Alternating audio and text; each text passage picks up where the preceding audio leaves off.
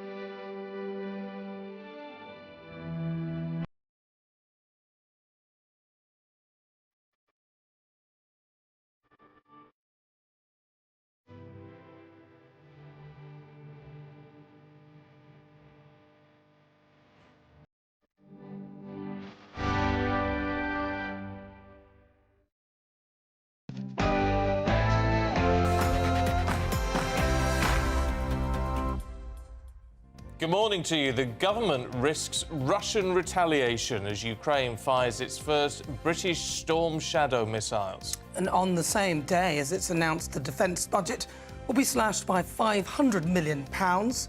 Well, that leaves many wondering how exactly Labour plan to safeguard the nation. We'll talk to the Shadow Defence Secretary, James Cartledge, who's responding to the latest developments later on this morning. 50 years ago today, the Birmingham bombings tragedy unfolded, killing 21 people and putting 6 innocent men behind bars in an astonishing miscarriage of justice. The plight of potholes, compensation claims made to local councils double in a year as drivers despair at our roads' crumbling conditions. The family of fundraising legend Captain Tom Moore, accused of personally benefiting from the charity they founded. As one I'm a Celebrity contestant raised his eyebrows over her changing looks, this morning we're debating whether it's irresponsible for celebs to conceal plastic surgery. And in the sport, but why did it go straight to me, by the way, after talking about plastic surgery? Well, I just wonder why. OK, and in the sport, Pep, should have seen this statement before. Pep will sign a new contract at Manchester City while Erling Haaland's on for a £100 million deal. Spurs appeal the Bentancur racism ban, and Kosovo walk off the pitch in Romania at 0-0, so UEFA call it a 3-0 loss. I'll explain it all a little bit later. Another frosty one this morning. For many, it'll be a fine day with sunny spells, but there are snow and ice warnings in place this morning. Join me later for a full forecast. It's just gone 6 o'clock. I'm Stephen Dixon. And I'm Nana Aguirre, and this is Breakfast on GB News.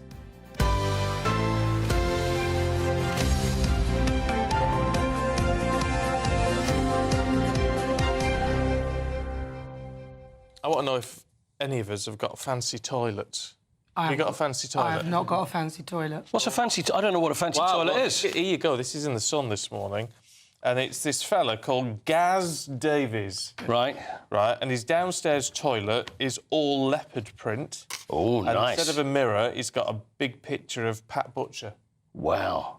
Leopard print toilet. That's right up your street, isn't it, Nana? Wait, do you know, I just don't think that works. It does. There's a picture of it. It looks really nice. It looks like you're sort of in a beehive attacked by, I don't know, all the black and the thing, and it just feels a bit crazy. Anyway, it's in Newcastle. The house is on the market. Has he got the Spanish dancing woman that goes over the top of the crocheted thing that goes over the toilet rolls? The toilet thing. See, they're classy, aren't they? That's when you know you've got a fancy toilet. I think that's quite an interesting... Depends if the eyes shut or not on those. Quite an interesting look. Hold on, that's a nodding dog. Where do you get that? What? What? Bizarre. I know, isn't it? Sorry, Stephen. But anyway, so Pat Butcher, a Pat Butcher-themed toilet. Right. And apparently it's going down very well with the viewers who are viewing the property. Really?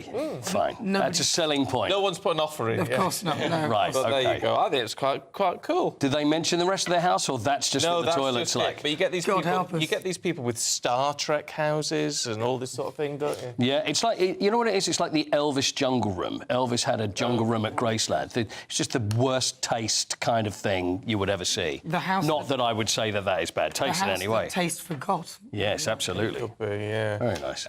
Look, I just want to bring you some breaking news that we're getting this morning. We're just hearing that John Prescott has died. Former Deputy Prime Minister, of course. He'd be, about 86 years old.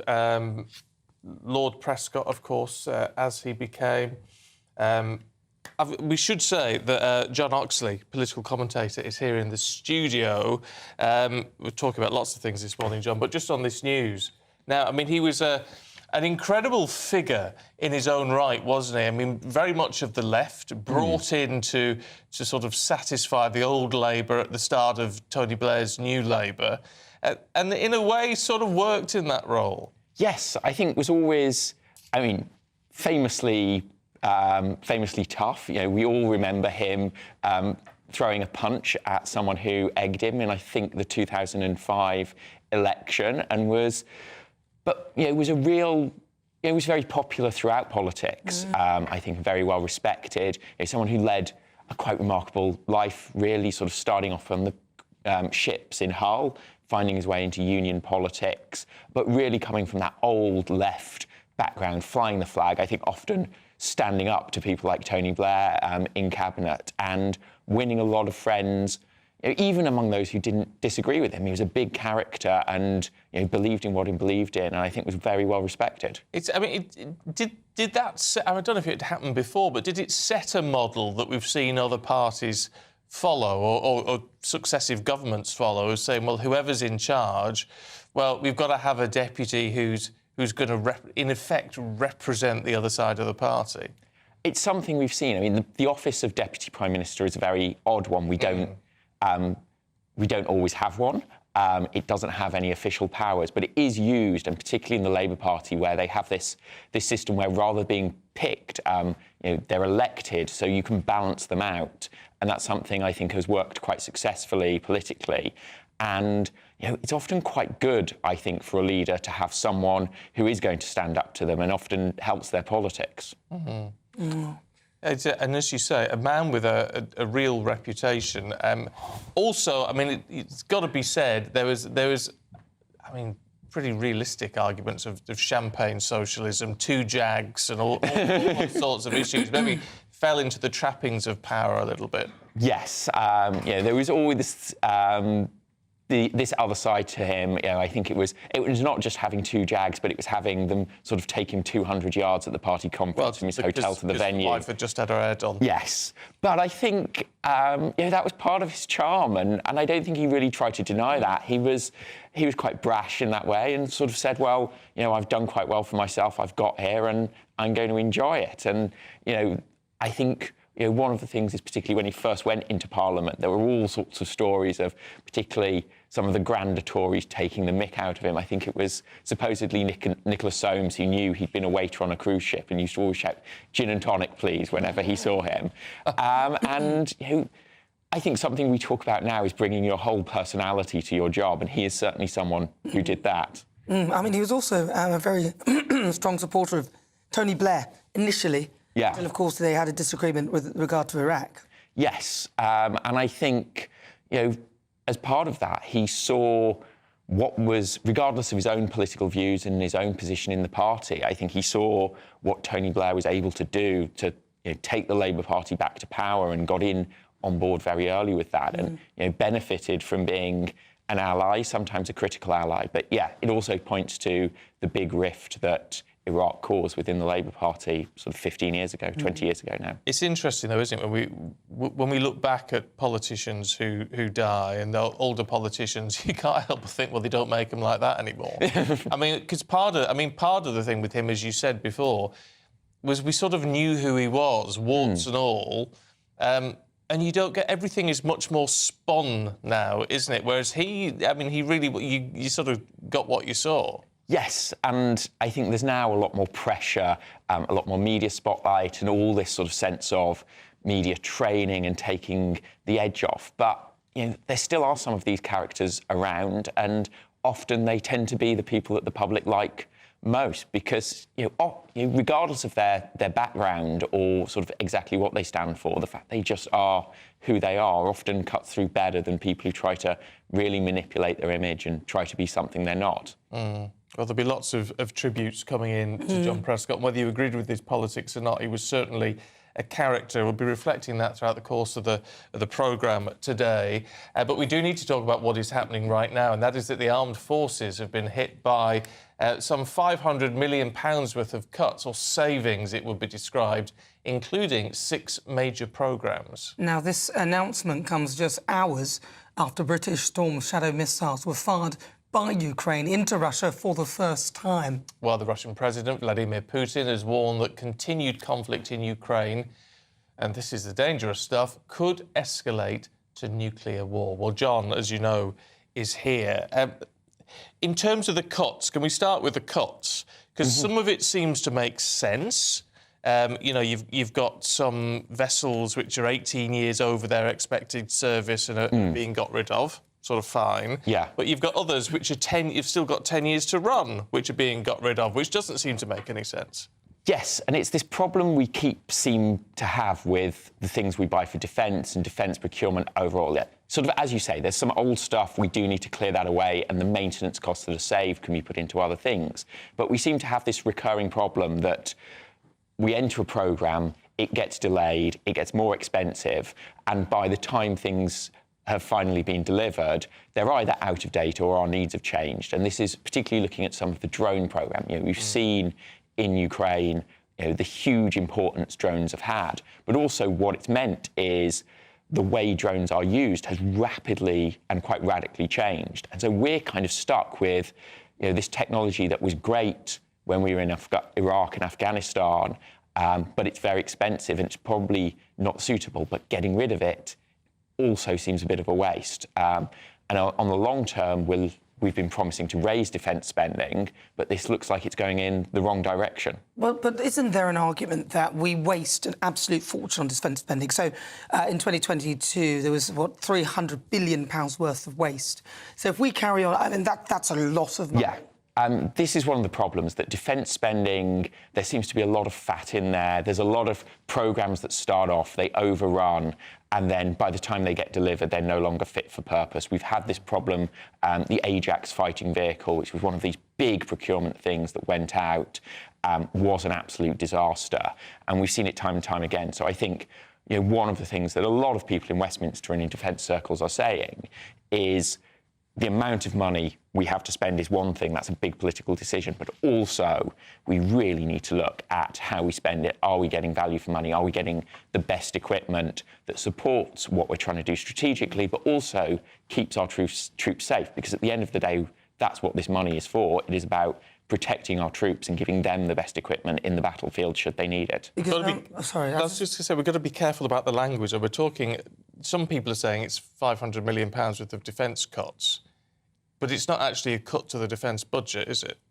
No, so this is particular spending that is not going to happen. And the idea is that this pot of money that will be saved from scrapping these vehicles, so you're not having to pay the maintenance on them, will go into other things. But overall, when we look at defence spending in the context of the wider budget, over the next few years, there are going to be questions about what we can afford to do and whether the political demands for that money to go elsewhere. But we all know, we can all see how dangerous the world is at the moment. So that's quite hard to justify. Well, that's it. I was going to say, what about the timing of this? I mean, they seem to be so bad at timing. Like, first of all, we've got a £22 billion black hole. Then, we're going to spend £22 billion on carbon capture. Now we know that we are in a serious situation, especially in terms of the war. And now they're announcing that they're going to be, as it were, reducing spending on defence or cutting. Yes, but the argument in favour of this is actually what we are doing is we're moving away from the military that was suitable 20, 30 years ago, 50 years ago, some of these vehicles have been and ships have been in service since. And actually that's necessary because what we have seen is the challenges have changed, but also the way we fight wars has changed. And Ukraine on the battlefield, they have innovated immensely. And the way we are fighting wars is very different to really, I think, how anyone thought we were going to be doing it. So there is an argument. In what way? When you say different, how is that? Particularly the use of drones in warfare and the development of small drones. So sort of 10 years ago, it was you go out, you buy these drones that are 10, 20 million pounds. They sit over the battlefield for hours at a time and fire off 1 or 2 missiles. What we've seen in Ukraine is a lot of improvised, homemade, the things you can buy in a shopping centre with bombs attached to them, and this idea that you can use hundreds of those to get past air defences, which is very different to how anyone was projecting things years ago. Of course, the issue with all of this is, and it becomes a slightly complicated argument, but it's back to what we were talking about at the very beginning of this conflict, which is we are now using US and now UK weaponry being fired into Russian territory. Now, I mean, clearly the messages from the Kremlin from all of this are saying, well, that makes you, in effect, engaged in a war. Yes, but we've seen a lot of this before from the Kremlin with other things that we've authorised. And the reality is Russia has been behaving like we're in the war. We've seen, not major incidents, but we've seen, sabotage in the UK. There's 2 people currently pending trial for series of arson attacks. We've seen the same thing in Germany and some of the other countries. And, this conflict has been blurring across Europe for quite some time. And so I'm not sure how much these latest developments really wrap up the tension, but Russia has been behaving like it's been fighting us on some level for quite some time now. Well, they're taking weapons from North Korea and troops and everything else like that. And anyway, if you look at most products that you use have a bit of something from somewhere, anywhere. So to me, it's more like any excuse to try and sort of involve us in the war. I've seen this terrible video on Russian TV where they have this thing and they have this nuclear thing and it's hitting the UK and then they show that they've annihilated it and all that. And I just think, any excuse. Yes, I think it is that. And if you look at the Russian TV, there is an obsession with Britain, which is actually often quite flattering. That I think if our government was as capable of stirring up trouble in Russia as the Russians seem to think we are, well, we wouldn't be having all these defence cuts, and we'd feel a lot better. That really, I think, as you say, Russia wants to make this sort of NATO against them, and they're going to hook on any excuse for that. And what we've seen actually in the past, we've increased weapon supply to Ukraine, and there has been no real change in Russia's approach to us. OK. John, good to see you. We'll catch you a little bit Thank later you. on. And just to reiterate that breaking news, if you've just joined us, former Deputy Prime Minister John Prescott has died at the age of 86. Of course, one of the key figures in New Labour, sort of bringing balance to Tony Blair, if you like, very much from opposite sides of the party. But he's died after, he's had Alzheimer's for a long time, but he's died at the age of 86, according to his family.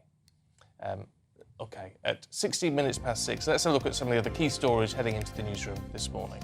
The family of fundraiser captain Sir Tom Moore made more than £1 million through their association with the charity set up in his name, a damning report has found. The charity's watchdog concluded that there had been repeated instances of misconduct by the veteran's daughter Hannah Ingram Moore and her husband Colin. Sir Tom became a household name in the pandemic, raising millions for the NHS charities by walking laps of his garden in lockdown. A world exclusive right here on GB News, and Ben Leo has spoken to the son of the president-elect, Eric. The interview aired on Patrick's show last night. Eric reacted to the inheritance tax raid on farmers and said Labour's decision is a revolting way to treat rural communities. He also revealed his father's thoughts on the British media scene, specifically GB News. So it's fair to say you and your father and your family and the team, GB News fans. We're GB News fans. Yeah.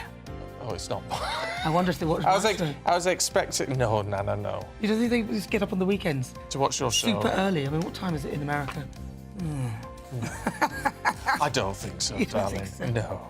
No, I don't think they won't be watching this either. It's the middle of the night. You can watch that interview in full at gbnews.com. Right, well, an Australian teen has become the 4th tourist to die in a suspected mass poisoning in Laos. Only hours earlier, the US State Department also confirmed an American man had died. It comes after 2 Danish women, aged 19 and 20, died last week, while a British woman is reportedly on life support in hospital. The deaths remain under police investigation, but reports from fellow tourists suggest that they may consume drinks laced with methanol, a deadly substance often found in bootleg alcohol. And hundreds of mourners gathered for Liam Payne's funeral yesterday. His former partner and mother of his son, Cheryl, stood alongside his parents and sisters. Former bandmates, including Harry Styles, were also bidding a final farewell.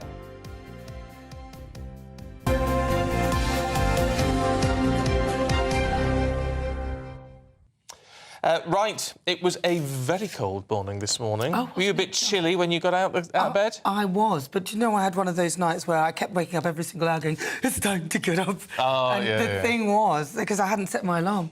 You hadn't set your alarm? Well, I hadn't, and then my boy was saying, set your alarm, so I set my alarm.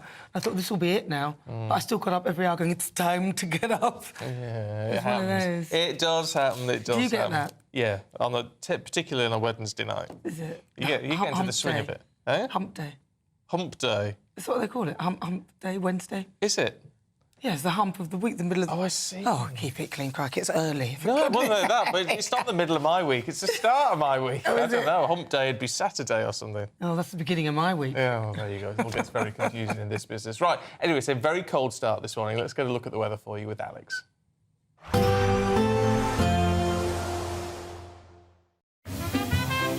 Heavy showers first thing will be followed by a warm, cosy day. Boxed Boilers, sponsors of weather on GB News.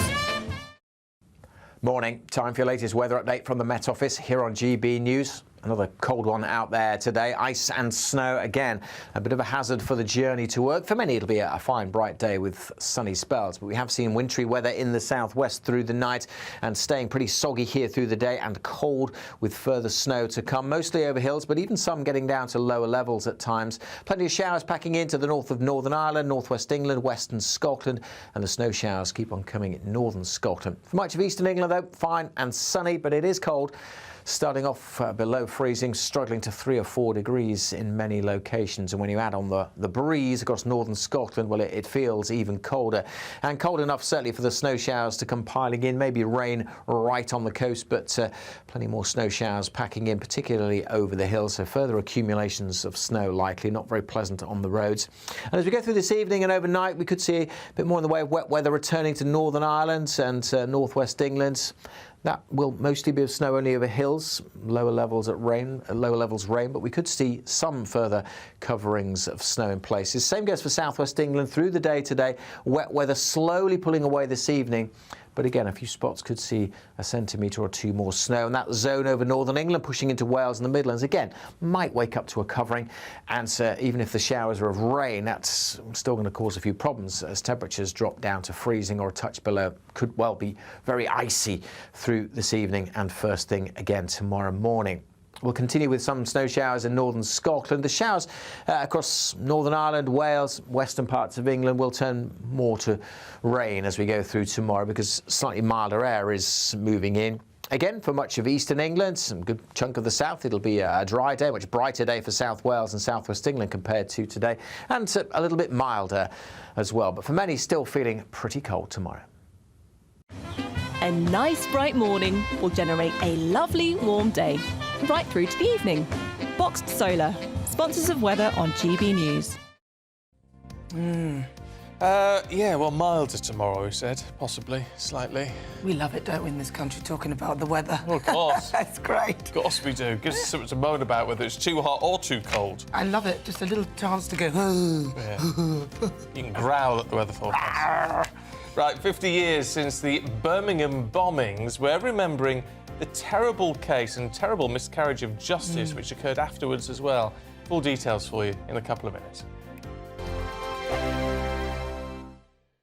Why go out on a Friday night when Friday night comes straight to your home? Talking about? Join me and my A-team of top pundits. Chemistry tonight is electric. As we tackle the big stories of the day with wit, insight and fearless energy. Man of the people. It's all vibe. Just a filing cabinet on wheels with a tie on. So, order in Friday Night Live with me, Mark Dolan, every Friday at 8, only on GB News, the People's Channel, Britain's news channel.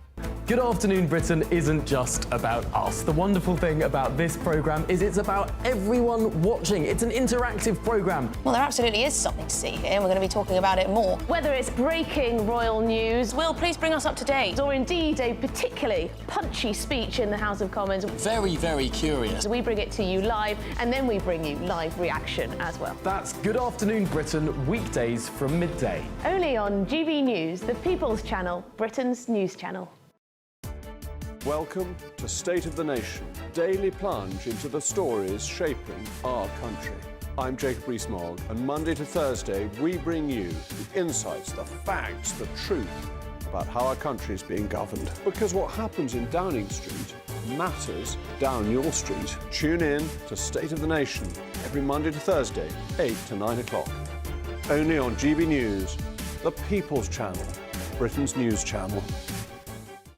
Hi there, I'm Michelle Dewberry, and I'm going to take a second to tell you all about my show, Dubes & Co. We start off with the issues of the day. We then bring in both sides of the argument. We get rid of the disrespect, and then you throw me into the mix. And trust me, I'll tell it exactly how it is. And then, of course, the magic ingredient, you at home. We mix it all together, and what have we got? In my opinion, the best debate show in town. Monday to Friday, 6 till 7 on GB News, Britain's news channel. Join me, Camilla Tominey, for a frank and honest discussion with those in power that cuts through the spin and gets to the heart of the issues shaping our nation. You haven't confirmed that you want to stand as leader, but you haven't ruled it out either. This report basically says that he's not fit to stand trial. Is he indecisive? Incompetent? I deliver the dose of reality Westminster needs. That's the Camilla Tominey Show at 9:30 every Sunday on GB News, the People's Channel, Britain's news channel.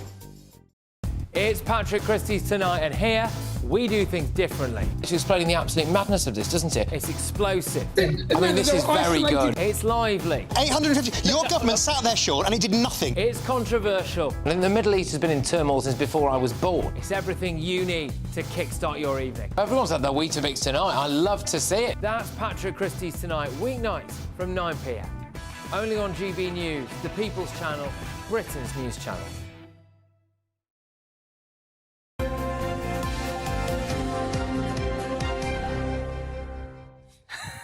Now, it's 6:25. 50 years ago today, 2 pubs in Birmingham were blown up. 21 people were killed. More than 200 were injured. Half a century later, campaigners are... Well, I mean, 6 men were incorrectly charged with the crime and spent years in prison before justice finally prevailed. Well, our West Midlands reporter Jack Carson has the story. That was the last time that we saw her, was just 2 days before she was killed. On the 21st of November 1974, 2 bombs exploded in the Mulberry Bush and the Tavern in the Town pubs. 21 people were killed by the explosives and 220 injured. To this day, it remains Britain's biggest unsolved mass murder. In 1975, 6 men were found guilty of the bombings before their convictions were overturned by the Court of Appeal in May 1991. Julie Hambleton is part of the campaign fighting for justice. She was 11 when her older sister Maxine was killed in the Tavern in the Town. You can't put into words the impact that it has on you. My sister, my big sister, was blown apart. When Mum identified her, her hair had melted all into her face and she'd lost one of her legs and she got no back.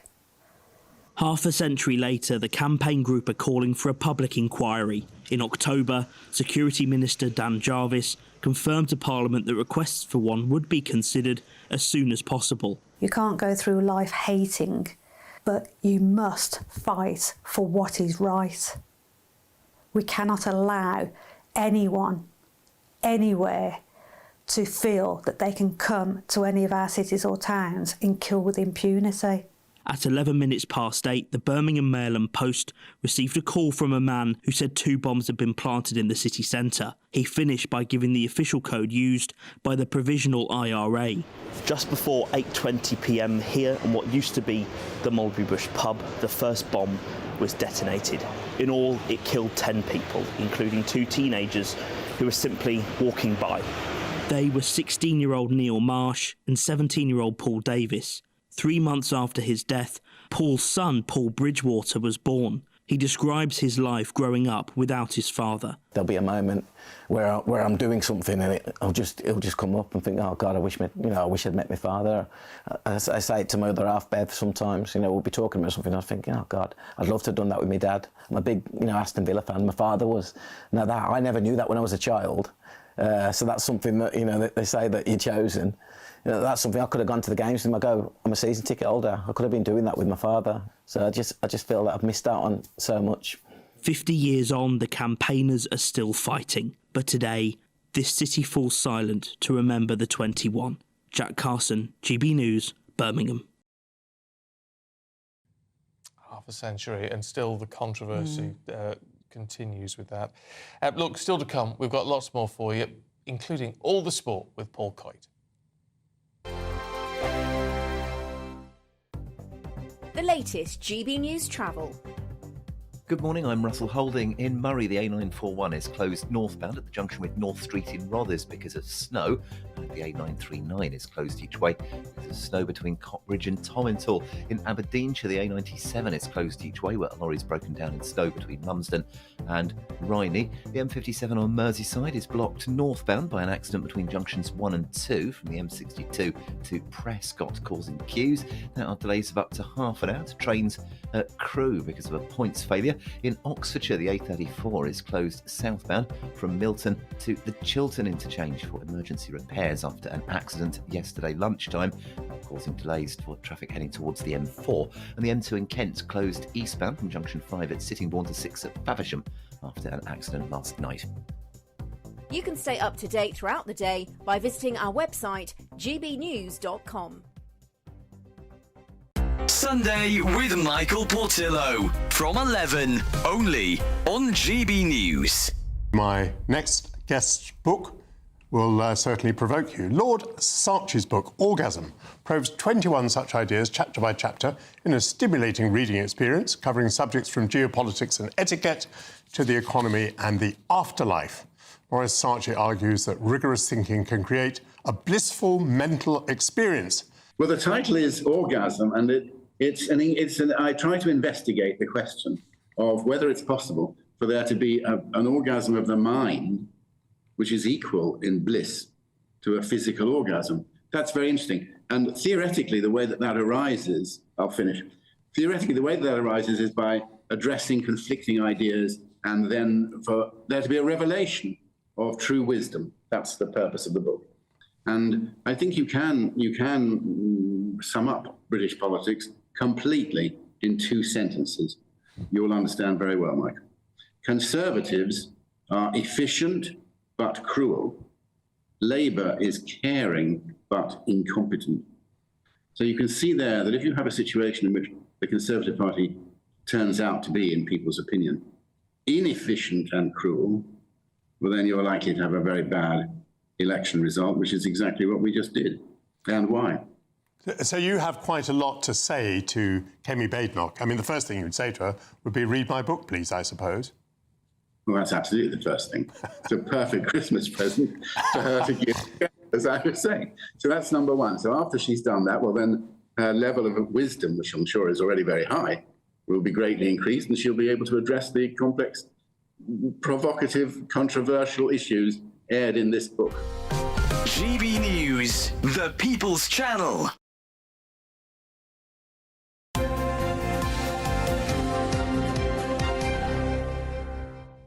6:32. Let's get an update on all your sport. Should we? Paul Coates is here. Good morning. Good morning. Good morning. Good morning. Very good morning. How are you? I'm okay. How are you doing? Yeah, I'm all right. Nice to see you, Nana. How are you? Nice to see you. You're going to like this because I'm going to be talking about the money that footballers earn. Oh, yes. Because whenever we talk about football, you always say to me, how much do they earn? It's a disgrace. Well, it's going to make your toes curl. I think it's absolutely ridiculous. Do you?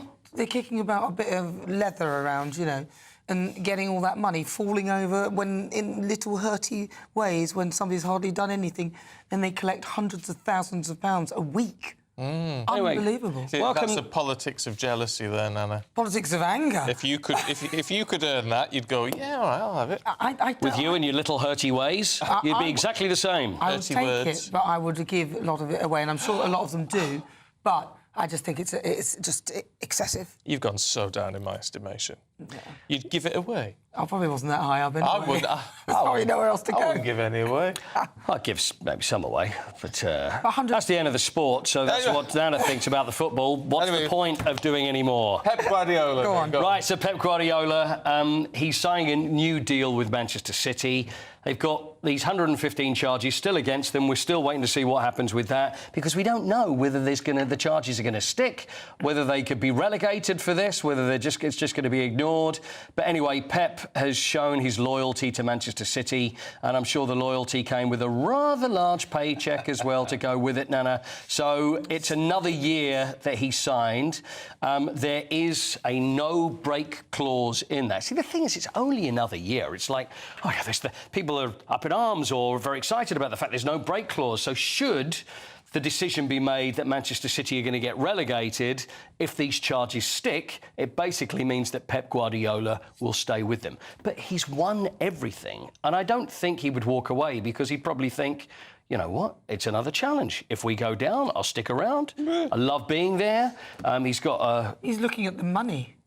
He's thinking about the money. He's thinking, the thing is, Nana, he's got so much money. There's always got to be a point when you've got so much money, is it really going to make a difference to him? I think that the people who earn this kind of money don't think that way, and they more... Remember, their expenses are ridiculous expenses. They probably see him coming into the shop and had another zero.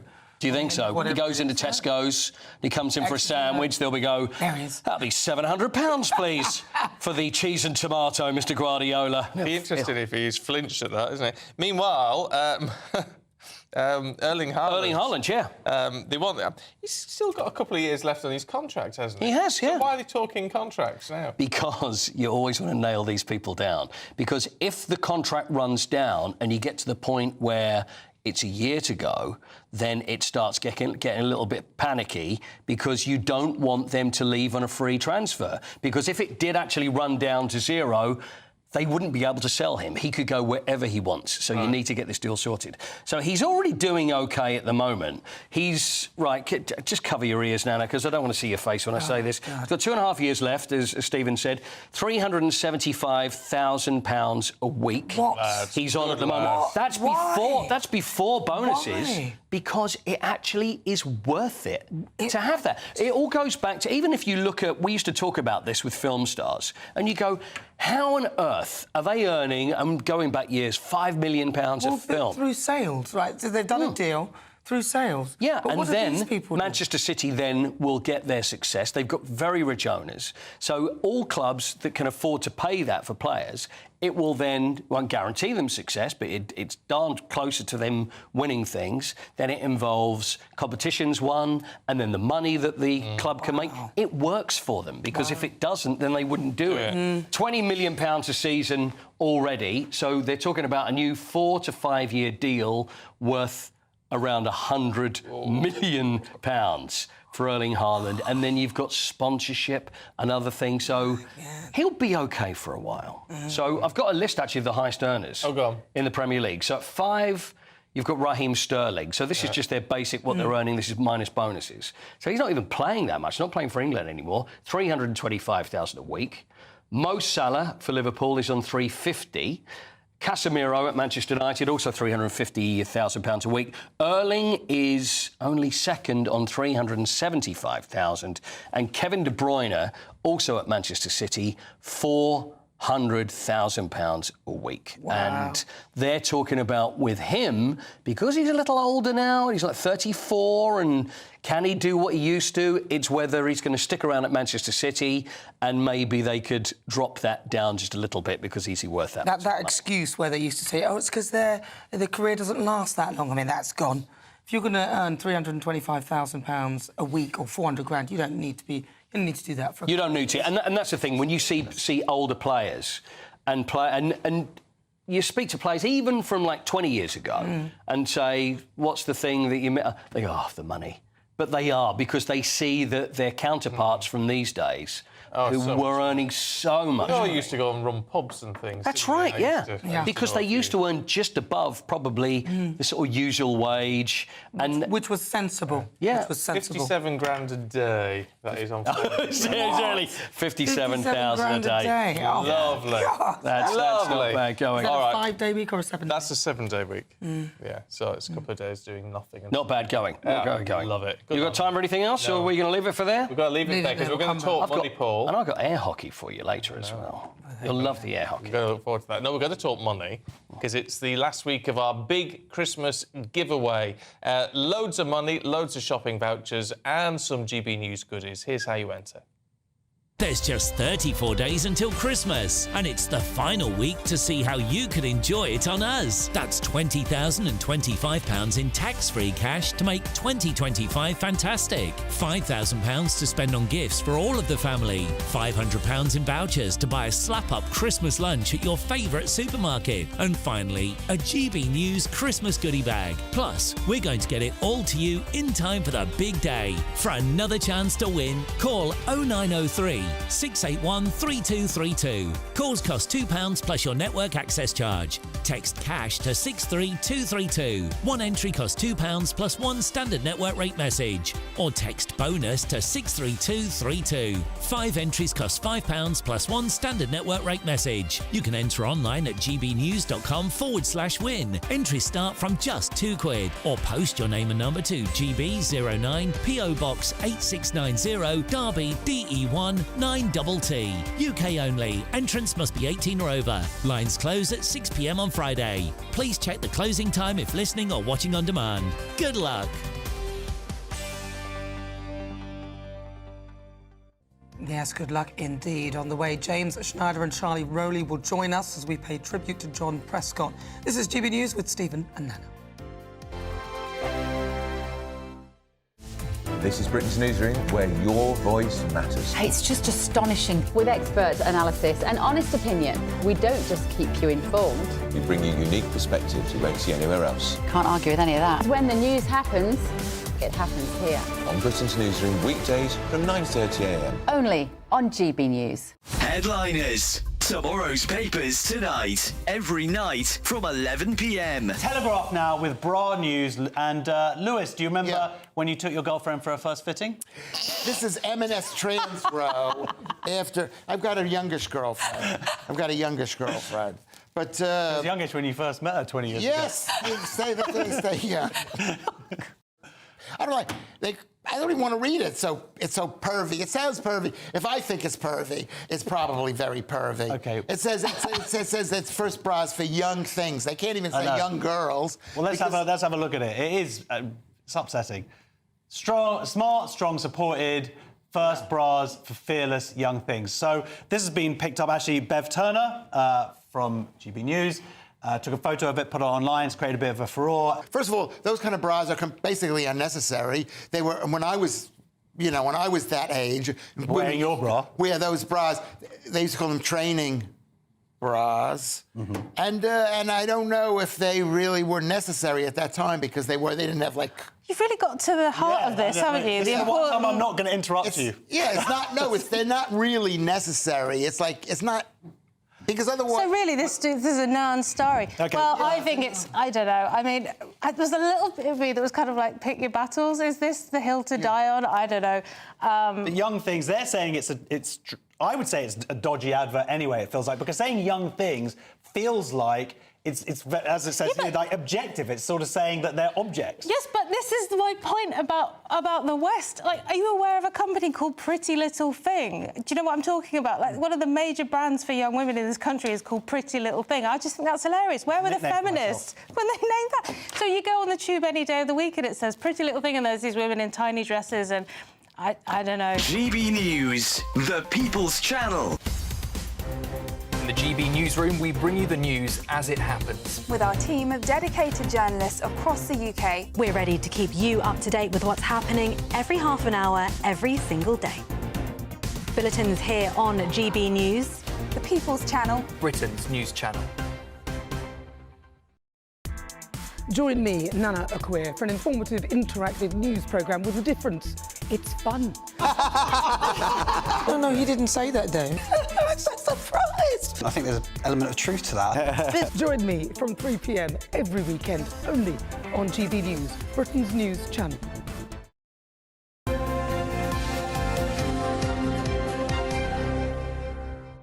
It's 6:43. Let's see what's making the news with former advisor to Michael Gove, Charlie Rowley, and former Labour...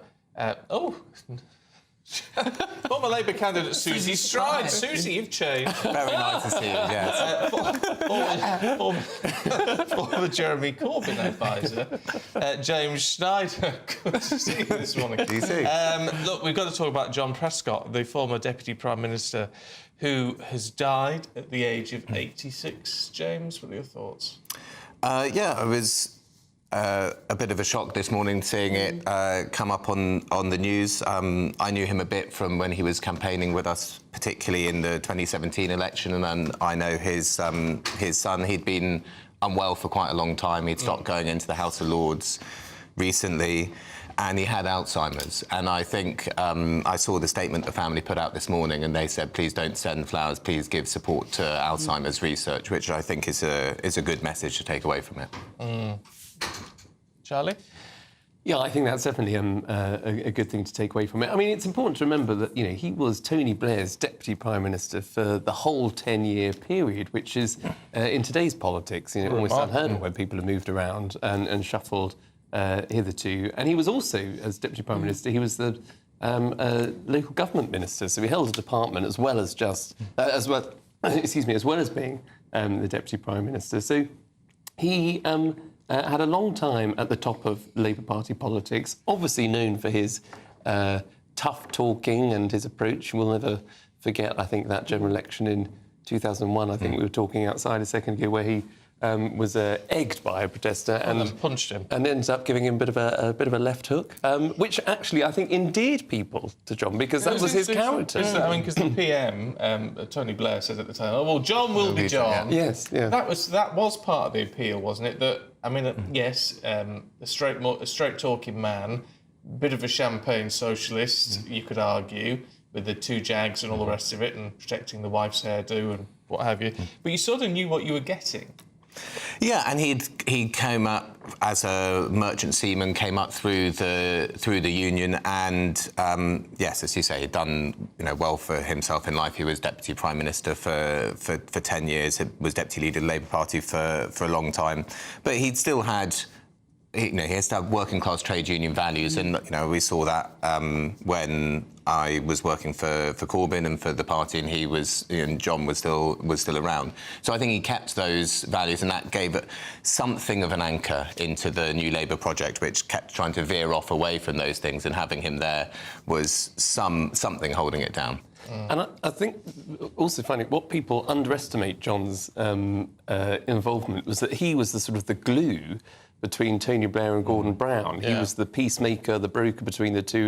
He organised lots of dinners, I think, back in Admiralty House, I think, where he was living at the time, just to try and get those two men round the table to agree on policy when relations broke down. So he really was, I think, integral to maintaining New Labour in Number 10, to keeping relations, even though we know they deteriorated publicly. But, he did as much as he could to keep the lid on that. And I think that's probably what hopefully some people close to Tony Blair and Gordon Brown will probably be saying later on throughout the day. And he carried on playing that role. I think he was basically a party man through and through because, you know, when Corbyn was leader and we were having problems as well, he would also try to mediate with other parts of the party, say, come on, we need to come together and all get on board and push in the same direction. And I think that was what he would always put first, was the idea that the party needed to be strong and united. And of course, a lot of the time it isn't, but people like that try to help it to be so. Well, those are the days where they actually answer the questions, when you ask questions and the politicians actually appear to answer them instead of this obfuscation. Sometimes. Well, no, but I think that they don't make them like people like John Prescott anymore. I think the politicians these days are really career politicians, whereas he was really passionate about what he believed in and what he meant and how he felt about things, and you could see it. But these days, I think they're just enjoying the life of being a politician rather than the issues. Yeah, and I think that you know, he might have been an example to how maybe things are now. He might have been before his time in that regard, because you had Tony Blair, that was a great orator, obviously from trained barrister, very careful with what he said. You know, it was all a lot of PR that was continued under maybe less so under Gordon Brown, but you know, certainly when David Cameron came in, it was all about PR, looking at a different field, and so politics has been about PR for a long time. And John back in the 90s and in the early 2000s was, as you say, plain spoken, said what he thought. But now you're seeing that again with Nigel Farage saying, you know, exactly what he thinks. Lee Anderson, Angela Rayner's taken on maybe the man. She did PMQs yesterday. I was actually at PMQs yesterday. Oh, and how was it? I heard Lee Anderson ask the question with regard to inheritance tax on the farmers and the quip that he made about Rachel Reeves's CV. Again, Angela didn't answer the question. This is how they keep going. They never answer any questions. I don't know why they bother calling it Prime Minister's questions, because there's literally no answers. No, it's not. I mean, well, it was ever thus, though. No, always.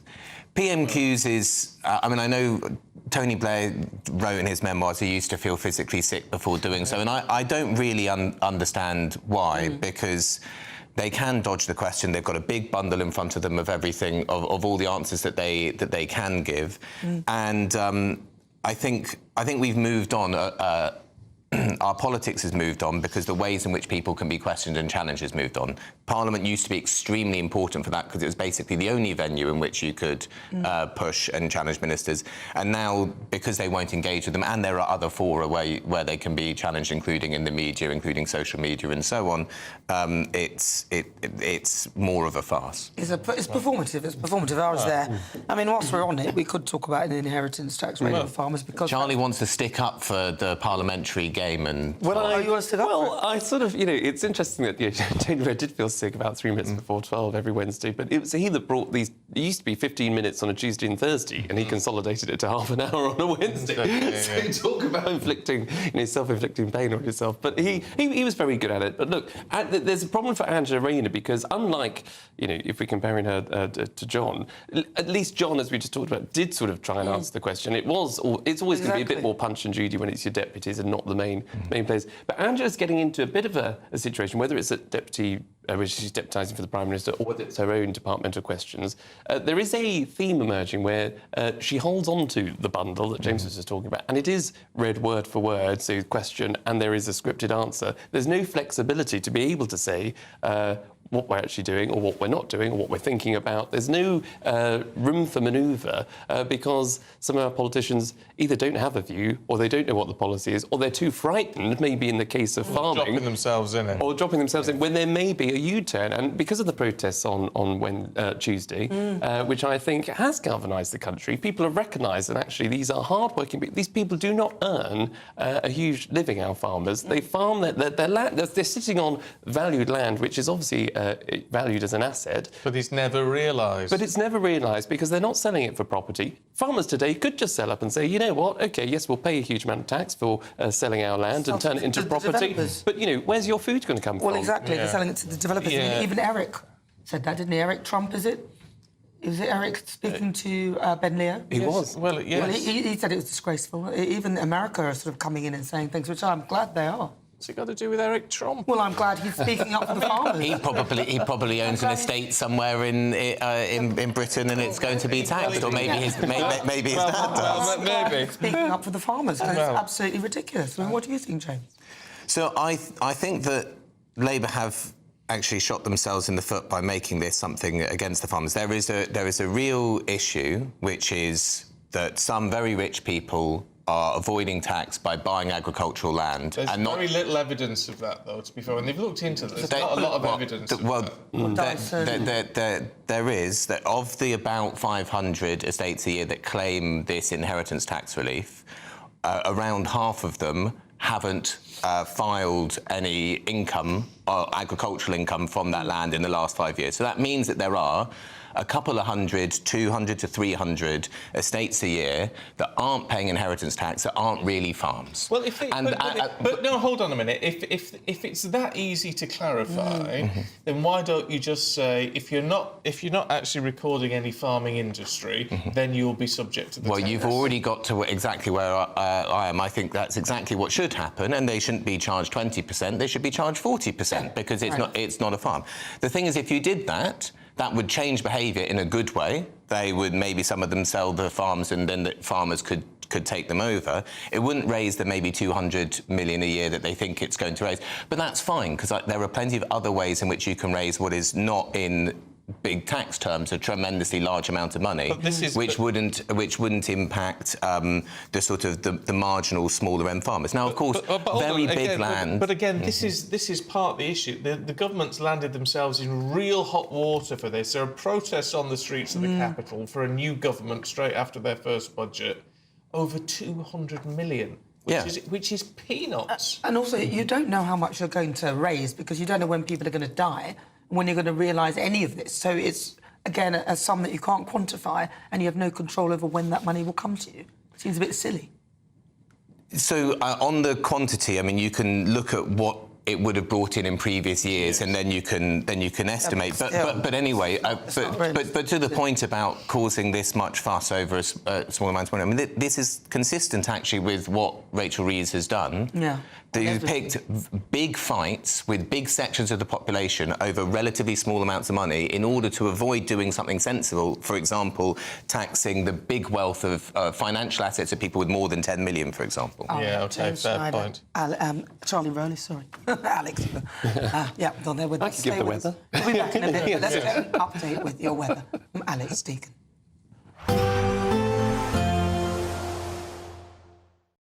Expect a warm front, moving from the kitchen right through to the rest of the house. Boxed Boilers, sponsors of weather on GB News. Morning. Time for your latest weather update from the Met Office here on GB News. Another cold one out there today. Ice and snow again. A bit of a hazard for the journey to work. For many, it'll be a fine, bright day with sunny spells. But we have seen wintry weather in the southwest through the night and staying pretty soggy here through the day and cold with further snow to come, mostly over hills, but even some getting down to lower levels at times. Plenty of showers packing into the north of Northern Ireland, northwest England, western Scotland, and the snow showers keep on coming in northern Scotland. For much of eastern England, though, fine and sunny, but it is cold. Starting off below freezing, struggling to 3 or 4 degrees in many locations. And when you add on the breeze across northern Scotland, well, it feels even colder. And cold enough, certainly, for the snow showers to come piling in. Maybe rain right on the coast, but plenty more snow showers packing in, particularly over the hills. So further accumulations of snow likely, not very pleasant on the roads. And as we go through this evening and overnight, we could see a bit more in the way of wet weather returning to Northern Ireland and northwest England. That will mostly be of snow only over hills, lower levels rain, but we could see some further coverings of snow in places. Same goes for southwest England through the day today. Wet weather slowly pulling away this evening. But again, a few spots could see a centimetre or two more snow. And that zone over northern England pushing into Wales and the Midlands, again, might wake up to a covering. And even if the showers are of rain, that's still going to cause a few problems as temperatures drop down to freezing or a touch below. Could well be very icy through this evening and first thing again tomorrow morning. We'll continue with some snow showers in northern Scotland. The showers across Northern Ireland, Wales, western parts of England will turn more to rain as we go through tomorrow because slightly milder air is moving in. Again, for much of eastern England, some good chunk of the south, it'll be a dry day, much brighter day for South Wales and southwest England compared to today, and a little bit milder as well. But for many, still feeling pretty cold tomorrow. A chilly start will give way to a lovely, warm afternoon. Boxed Heat Pumps, sponsors of weather on GB News. latest GB News travel. Good morning, I'm Russell Holding. In the Highland, the A9 is closed northbound from the Tor roundabout to the Ardooly roundabout because of a fallen tree. In Murray, the A941 is closed northbound at Rothers and also between Cottbridge and Tomintoul because of snow. In Aberdeenshire, the A97 is closed each way where a lorry's broken down in snow between Lumsden and Rhynie. Trains have been stopped eastbound from Paisley Gilmore Street to Glasgow Central because of a faulty train. The M57 on Merseyside is blocked northbound by an accident between junctions 1 and 2. And the M62 to Prescott causing queues. The M2 in Kent is closed eastbound from junction 5 at Sittingbourne to 6 at Faversham after an accident last night causing delays. The M25 in Surrey is blocked by an accident clockwise about half a mile after junction 6 at Godstone, causing roughly 3 miles of queues. And in Cornwall, the A30 is impassable each way where lorries have got stuck in snow either side of Jamaica Inn between Launceston and Bodmin. You can stay up to date throughout the day by visiting our website gbnews.com. This is the final week to grab your chance to win Christmas on Us this year. There's £20,025 in tax-free cash. There's £5,000 to spend on gifts for all the family. There's £500 to spend in your favourite supermarket. And a festively themed GB News goodie bag. We'll get it all to you in time for the big day. For another chance to win, call 0903 681 3232. Calls cost £2 plus your network access charge. Text cash to 63232. One entry costs £2 plus one standard network rate message, or text bonus to 63232. 5 entries cost £5 plus one standard network rate message. You can enter online at gbnews.com/win. Entries start from just £2, or post your name and number to GB09 PO Box 8690 Derby DE1 9TT. UK only. Entrance must be 18 or over. Lines close at 6 p.m. on the 22nd of November. Please check the closing time if listening or watching on demand. Good luck. I'm Christopher Hope. From pop star to politicians, I'll interview anybody in a pub who's got a political opinion. Join me every Friday on Spotify, Apple Podcasts, YouTube or gbnews.com, or wherever you get your podcasts. This is GB News, the People's Channel. If you want your news to be straight talking, this is a nightmare for the Conservatives again. Down to earth. It's not just Nottingham where this is happening, is it? And most importantly, honest. Hard-working, middle-class taxpayers, they'll get their book thrown at them. Then catch me, Martin Daubney, Monday to Friday, 3 till 6 p.m. on GB News, Britain's news channel. Nightmare commute? Kick it up a gear with GB News Radio. You can listen online and on DAB+ and on the GB News app. We're also on TuneIn and the Radio Player apps. From the school run to rush hour, get revved up with GB News Radio. We are the People's Channel, Britain's news channel.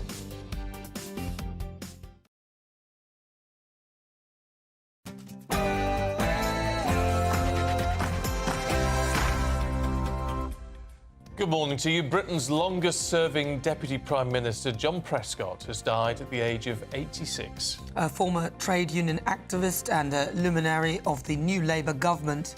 Tony Blair described him as one of the most talented politicians that he ever came across. The government risks Russian retaliation as Ukraine fires its first British Storm Shadow missiles. The same day, it's announced the defence budget will be slashed by £500 million. 50 years ago today, the Birmingham bombings tragedy unfolded. 21 dead, 6 innocent men behind bars in an astonishing miscarriage of justice. The plight of potholes. Compensation claims made to local councils double in a year as drivers despair at our roads' crumbling conditions.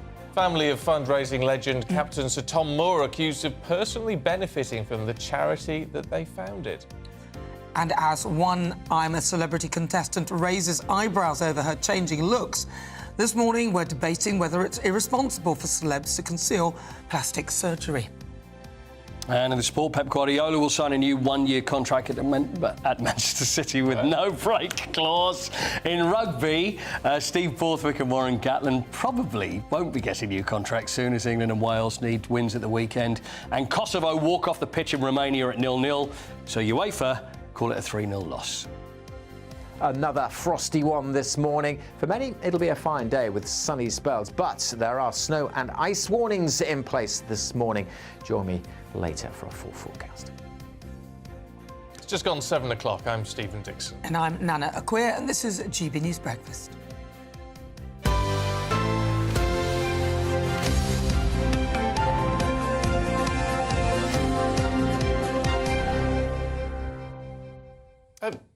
Paul? Stephen.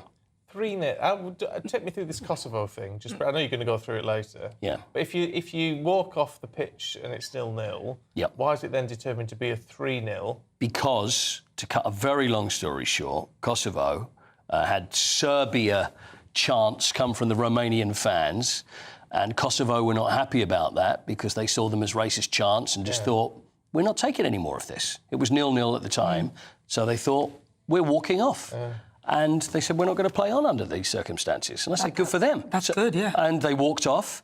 And then, although UEFA have come back and said, OK, we're going to fine the Romanian Football Authority, etc., we are, though, going to call it a 3-0 loss because you walked off in the middle of the game. But that's wrong. I agree. Like, you know, they should be supporting the fact that the players are not prepared to play under those circumstances. Because the thing is, the ridiculous thing, Nana, is that UEFA have said, OK, we'll have sanctions against Romania because of this and because of the way their fans behaved, but, in footballing terms, we'll call it a 3-0 loss because you actually broke the rules walking off, and that is where a lot of the problems begin. But we'll talk about it a bit later. I think that's the problem. Instead of taking the knee and all this thing, if the actual football authorities would get involved in this and actually, you know, tell players they don't have to play under these circumstances, then we'd see something change. Then they'd all stop playing all the time, wouldn't they? Well, then the fans would have to behave. But the thing is, what was interesting, though, is when I looked at it, the story was very much about the fact that they walked off and a 3-0 loss was then given. And it really, you think, well, it depends on what was the score at the time. And it was 0-0, so it was 0-0. It wasn't the fact that they were losing. There's no other excuse to say, well, you could just walk off and then get the game replayed. They walked off and it was 0-0, so it was all to play for. It should stay at 0-0. I don't understand why they got 3. Maybe they'll look at it again. They were Maybe rewarded for their racist fans. Yeah. Oh, well, you turned what I thought was going to be a light-hearted little chat into something far more serious. Thanks for that. Blimey heck. Right, anyway, Paul, talk to you later. OK. We're starting this morning with the breaking news that the former Deputy Prime Minister John Prescott has died at the age of 86. He'd had Alzheimer's for a number of years. Now, his family said that he had spent his life trying to improve the lives of others, fighting for social justice and protecting the environment. Sir Tony Blair described him as one of the most talented people I've ever encountered in politics. And Prime Minister Sir Keir Starmer has said that John was a true giant of the Labour movement. He was a staunch defender of working people and a proud trade unionist. He'll be remembered for his conviction, courage and strength of character. Let's talk to political commentator John Oxley, who's here. I mean, whether you agreed with his politics or not, he was certainly a giant of the game. Absolutely. He was a major figure, had real importance through the late 90s and the early 2000s in Tony Blair's government, was his deputy prime minister for that time, had huge sway in the Labour Party, but was also one of the big personalities of politics. He was someone that everyone instantly recognised. He was who he was. He made no apologies for that, stood up for what he believed in. And because of that, I think was hugely respected and admired by people across the political spectrum, whether they agreed with him or not, because they knew he was fighting for what he genuinely believed in. Some people would say that he was a really good intermediary between Tony Blair and Gordon Brown. Because obviously, at the beginning, he was a big supporter of Tony Blair. Yeah. Obviously, the Iraq War divided them. But he was a very useful sort of component of that relationship. Yes, and it's one of those things that you don't necessarily think of when you think of the media image of John Prescott. He was always someone who you thought would be throwing his weight around. But he was someone who had that experience, had that political skill, obviously sort of came of age in the trade union movement, was used to negotiating, was used to trying to get his way. But because of that, became a very good mediator between Tony Blair and Gordon Brown, their personal ambitions, their personal ideas. And, ultimately, I think as well, was someone who, he was very happy where he was when he was Deputy Prime Minister. He enjoyed doing what he was doing. He wasn't someone who wanted to go that one step further. Which is interesting, isn't it? Because that in itself is very unusual. Yes. That sort of... there were very few people in Westminster who you said, but if the opportunity came up, you'd do it, wouldn't you? And they would say no. But I think John Prescott understood where his skills lay, understood where his limitations lie, and that's a huge skill, whether you're in politics or anyone else. And he knew where he was most useful for the Labour Party and what he wanted to get done. And it was sitting behind someone like Tony Blair, who could run the party successfully, but he could get the things he wanted and at times could help Tony out by being that mediating voice, whether it was with Gordon Brown or whether it was, often with some of the more traditional elements of the Labour Party who saw Tony Blair as this, slick, metropolitan Liberal guy. John Prescott wasn't that at all. And no, I wonder if part of it, because you look back and there's always a bit of a sense of appeal when you look back at all political characters and you sort of think, well, we don't have that these days. But one of the things that strikes me with him is he was fun. Yes, and I think that's one of the things that you see sort of in everything you did, and you could picture him, and if you ever met him, he was very charming, and he enjoyed what he was doing. And I think you're right. I think there's a lot of people in politics who they aren't fun, they aren't relaxed. They're not very happy in politics. And John Prescott wasn't one of those. And I was going to say he took it all on the chin, the good and the bad, but famously, probably the moment that will always define him is that moment in 2001 when he was egged on the campaign trail and retaliated and threw probably quite a well-deserved punch at the protester. And, I think that's sort of maybe not the wisest thing to have done, but summed him up that he battled for what he cared about, and actually that endeared him to the public. Well, I guess to show that politics has changed somewhat, because I don't think any MP would get away with that now, would they? I think it's very unlikely, but maybe that's because there's fewer MPs like John Prescott. I mean, you read some of, I can't remember if it's in Tony Blair's book or Alistair Campbell's book, where they talk about being in Labour headquarters and getting that phone call and just someone saying, John's decked someone, and trying to manage the fallout and actually coming out and seeing, oh, it's fine, the public are on his side. Yeah, it's interesting. It's a colourful character in the sense that, Two Jags was an issue. There was a little bit of dalliancing going on as well, which made the headlines at the time. So he was a sort of traditional political,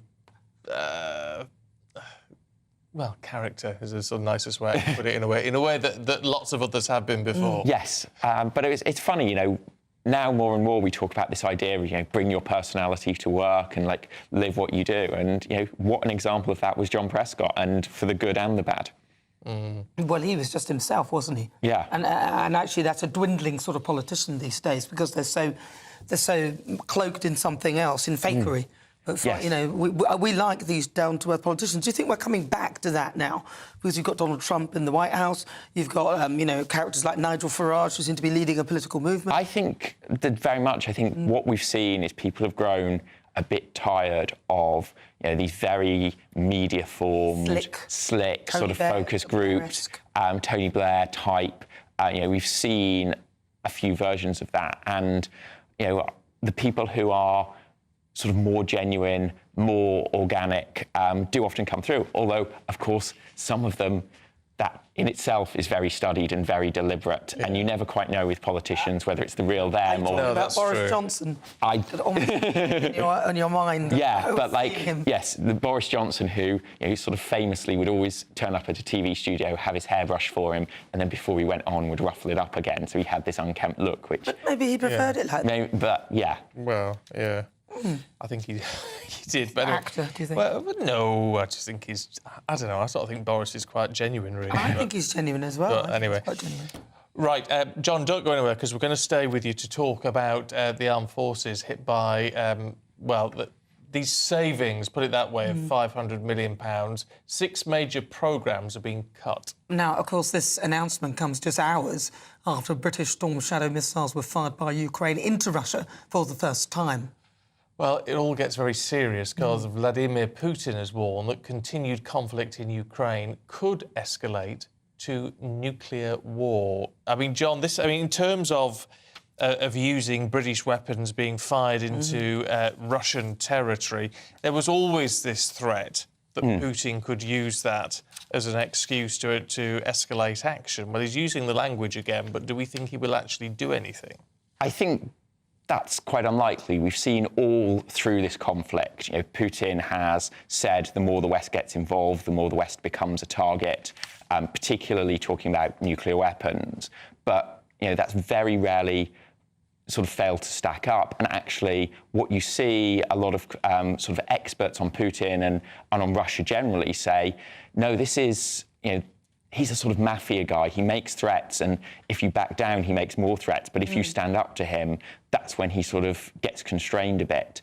I think what potentially we will see is what we've seen already, which is other forms of escalation. We've seen sabotage, we've seen things like arson attacks in Western countries, vandalism at some of the weapons factories. That sort of thing is the more likely approach that Russia will take, this sort of hybrid warfare. Rather than, because ultimately we are in a situation that if there is a major attack on NATO, we would retaliate. And, that's just as much a fear for Russia as it is for the West. So I think it's unlikely we'll see that level of retaliation. But, Russia will keep persecuting this war. There's been huge attacks on Ukraine this week. There will probably be more underhand stuff in Europe and elsewhere. OK, John, thanks very much indeed. Well, let's talk to the Shadow Defence Secretary, James Cartledge, who joins us now from Westminster. Very good to see you this morning. Can I ask, are you concerned about the use of the Storm Shadows, or is this something that we should be supporting? Well, I was on your programme on Monday morning and I said that we should give Ukraine full autonomy in use of Storm Shadow for the simple reason that it's defending itself. We were the first nation to supply long-range weapons. We did take a lead, and the key thing is if we hadn't done that and Ukraine had fallen early, I think the world would be in a very serious situation indeed. Of course, it's still very serious, and that's why I think further steps have had to be taken. Now, we obviously don't know formally if these weapons have been used, because quite rightly, in my view, the government doesn't give a sort of running operational commentary. But I think, when you talk about escalation, just remember North Korean troops are now fighting alongside Russia, 10,000 North Korean troops. That is an enormous escalation. Imagine if the position was reversed and there were 10,000 NATO troops fighting alongside Ukraine. So we have to remember Putin invaded Ukraine illegally without provocation. All the escalation's been on his side. We are helping Ukraine to defend itself. Isn't it all a bit too little too late, though? I mean, these Storm Shadow cruise missiles, they have a range of about 155 miles. That's not really going to touch the sides, to be honest. This is going to be just at the beginning of Russian territory, but Russia is a massive, massive land across the European landscape. So is it just a little bit too little too late? Oh, but they are flown, they're fired from an aeroplane with respect. So obviously it's not as simple as that. And of course, this is about providing weapons which will, in theory, put some pressure on the Russian front line to be pushed back because of that range. That's why the Ukrainians have been asking for this greater level of freedom. Of course, there is no, pardon the phrase, but magic sort of silver bullet in this conflict for Ukraine. They're in a very difficult position. They're facing a formidable foe. And I think one of the key points, which perhaps most alarming in many ways, the Russians don't seem to particularly care about casualties. The Chief of Defence Staff said they've suffered something like 1,500 casualties a day. If you have an enemy like that, that's pretty serious. So I think it's been right to support Ukraine and to do so in every way we can. And we need to keep doing that, and we need our allies to keep doing that.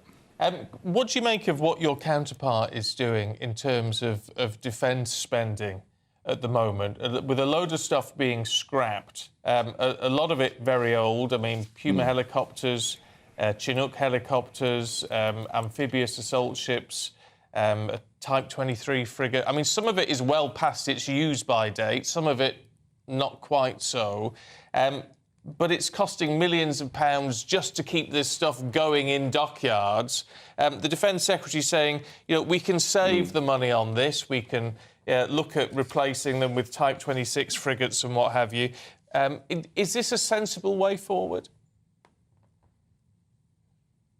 Well, I think it's an excellent question, because I think what everyone watching this would be doing, scratching their heads, is hold on a minute.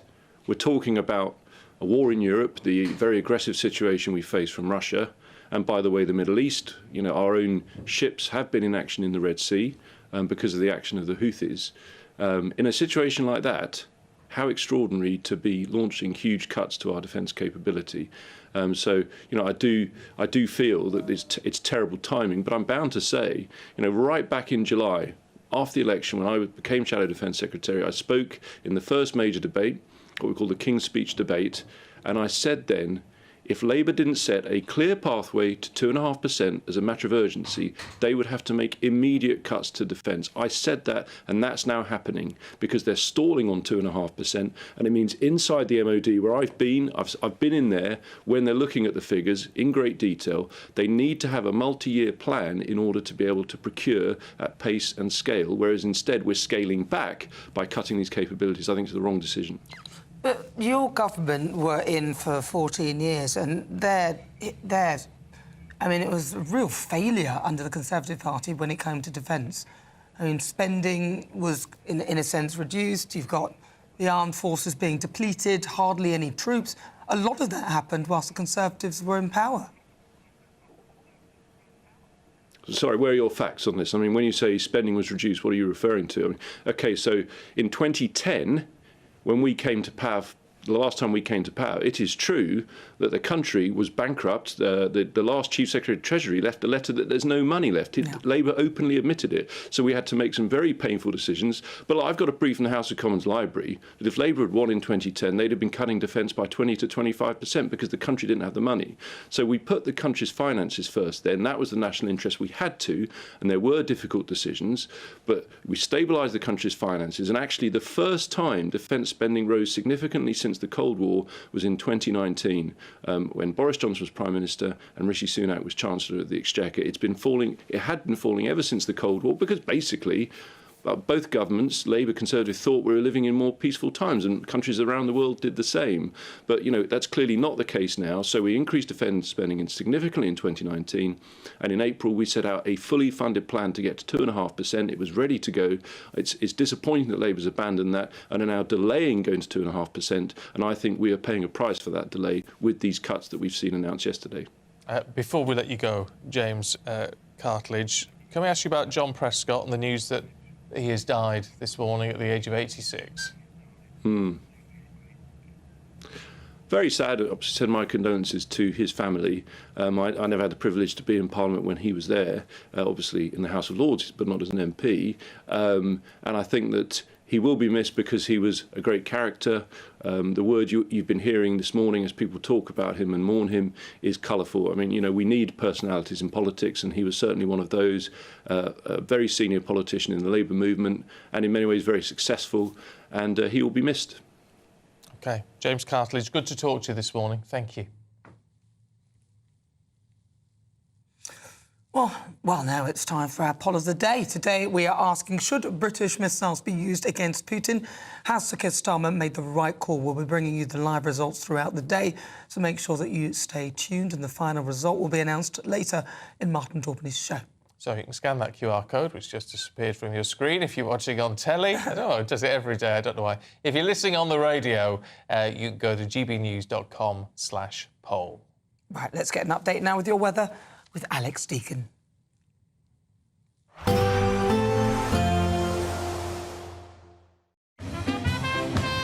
There will be a light breeze in the morning, leading to a warm front. Boxed heat pumps, sponsors of weather on GB News. Morning. Time for your latest weather update from the Met Office here on GB News. Another cold one out there today. Ice and snow again.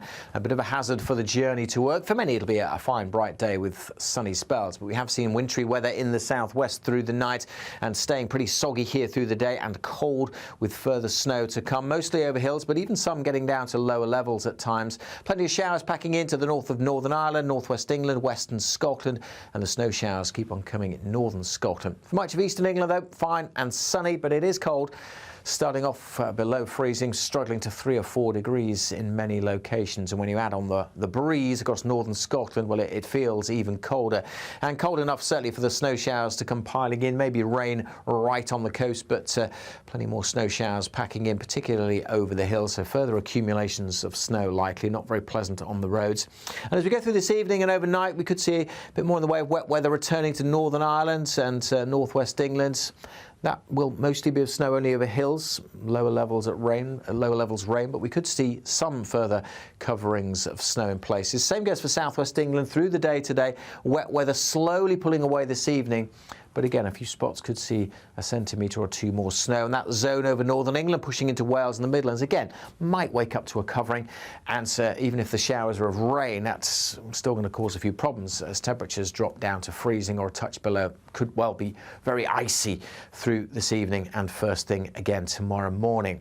We'll continue with some snow showers in northern Scotland. The showers across Northern Ireland, Wales, western parts of England will turn more to rain as we go through tomorrow because slightly milder air is moving in. Again, for much of eastern England, some good chunk of the south, it'll be a dry day, much brighter day for South Wales and southwest England compared to today, and a little bit milder as well. But for many, still feeling pretty cold tomorrow. Expect a warm front moving from the kitchen right through to the rest of the house. Boxed Boilers, sponsors of weather on GB News. Now, do you fancy a whole load of cash for Christmas? It is the final week of our Christmas giveaway, so you could land yourself masses of cash. Christmas goodies, a load of vouchers, all delivered in time for Christmas. Here's how you can enter.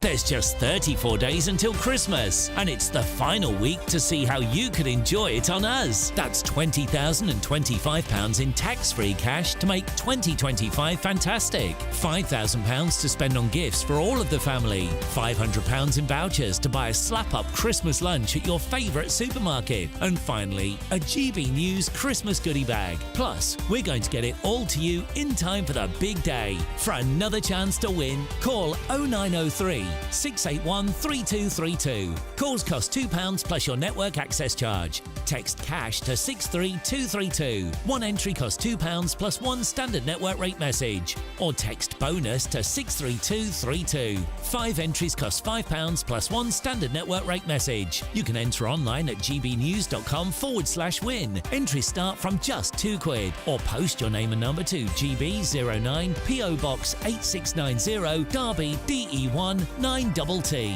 UK only. Entrance must be 18 or over. Lines close at 6 p.m. on Friday. Please check the closing time if listening or watching on demand. Good luck. Still to come, more drivers than ever are asking for compensation thanks to potholes. Pothole himself joins us next. I don't know how he's going to do Mr. Pothole. Is this pothole there then? I know, Mr. Pothole. You missed a pothole. Back in a minute. Hi there, I'm Michelle Dewberry and I'm going to take a second to tell you all about my show, Dubes & Co. We start off with the issues of the day. We then bring in both sides of the arguments. We get rid of the disrespect. And then you throw me into the mix. And trust me, I'll tell it exactly how it is. And then, of course, the magic ingredient, you at home. We mix it all together and what have we got, in my opinion, the best debate show in town. Monday to Friday, 6 till 7 on GB News, Britain's news channel. Mark Dolan tonight is your weekend dose of news, debate and entertainment. This sounds like a wild conspiracy theory. Don't miss My Big Opinion. Mark meets at My Take at 10. Democracy is a funny old thing. And we don't do boring, not on my watch. I just won't have it. Let's go and get another glass of that bubbly. You've earned it. That's Mark Dolan tonight, Saturday and Sunday, 9 to 11, only on GB News, the People's Channel, Britain's news channel. We're proud to be GB News, the People's Channel, and as you know, we always love to hear your views. Now, there's a new way of getting in touch with us at gbnews.com/yoursay. By commenting, you can be part of a live conversation and join our GB News community. You can even talk to me, Bev Turner, or any of the members of the GB News family. This is Britain's Newsroom, where your voice matters. It's just astonishing. With expert analysis and honest opinion, we don't just keep you informed. We bring you unique perspectives you won't see anywhere else. Can't argue with any of that. When the news happens, It happens here. On Britain's Newsroom, weekdays from 9:30am. Only on GB News.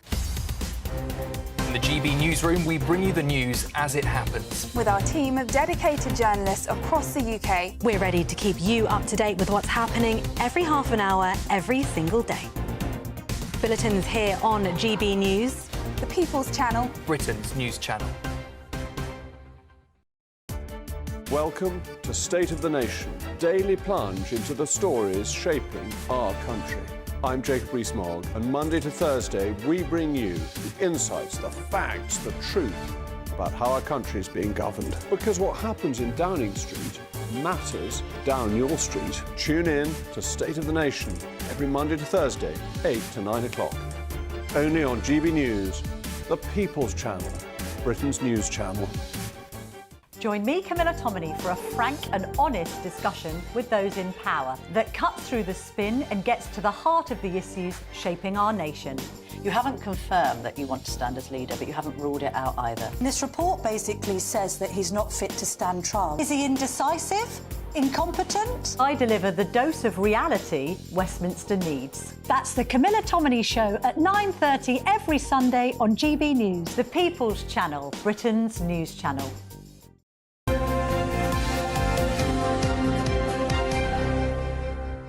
7:28 morning to you now. Have you come across any potholes recently? Well, I bet you have. How many? Might be a better question. Perhaps it just seems to keep popping up more and more every year. Well, you're not alone, because it turns out those asking for compensation thanks to potholes has doubled.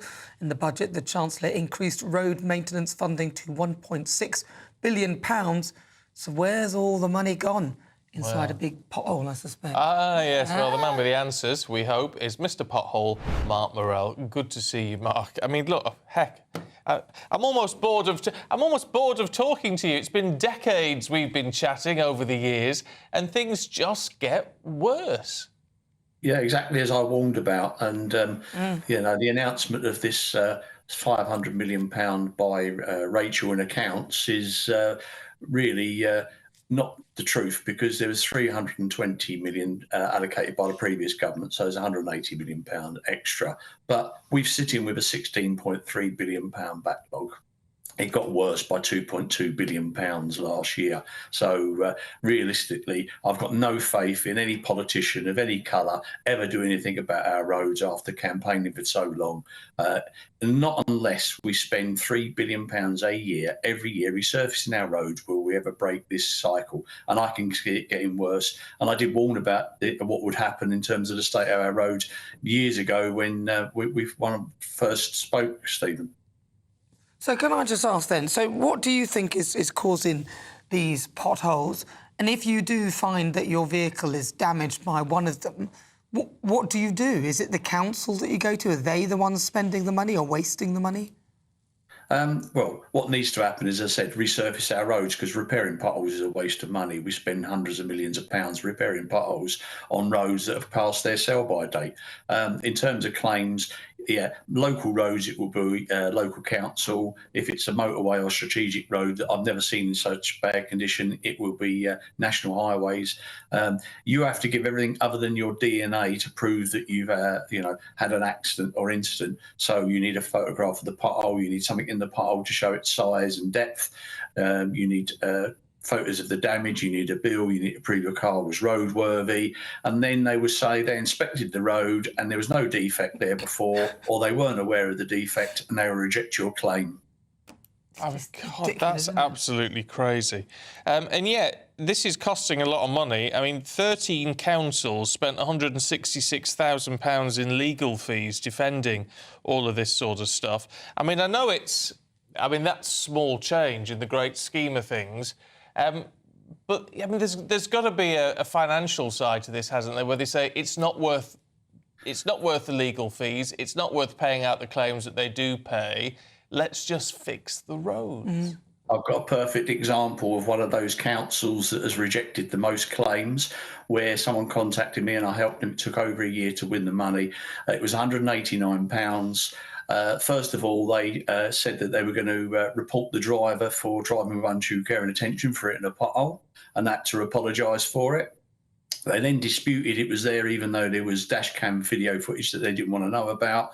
Eventually, they wouldn't go to mediation. It ended up in court, and the person won their £189. It cost thousands of pounds, and the judge was extremely critical that they'd wasted taxpayers' money to defend something when it almost became an obsession for that authority. So, you know, different budgets. So highways budget's one, legal budget different. But if it was coming out of your same pot, as a business, you'd say, I'll pay the £189 rather than end up in court if that's where you were going to end up.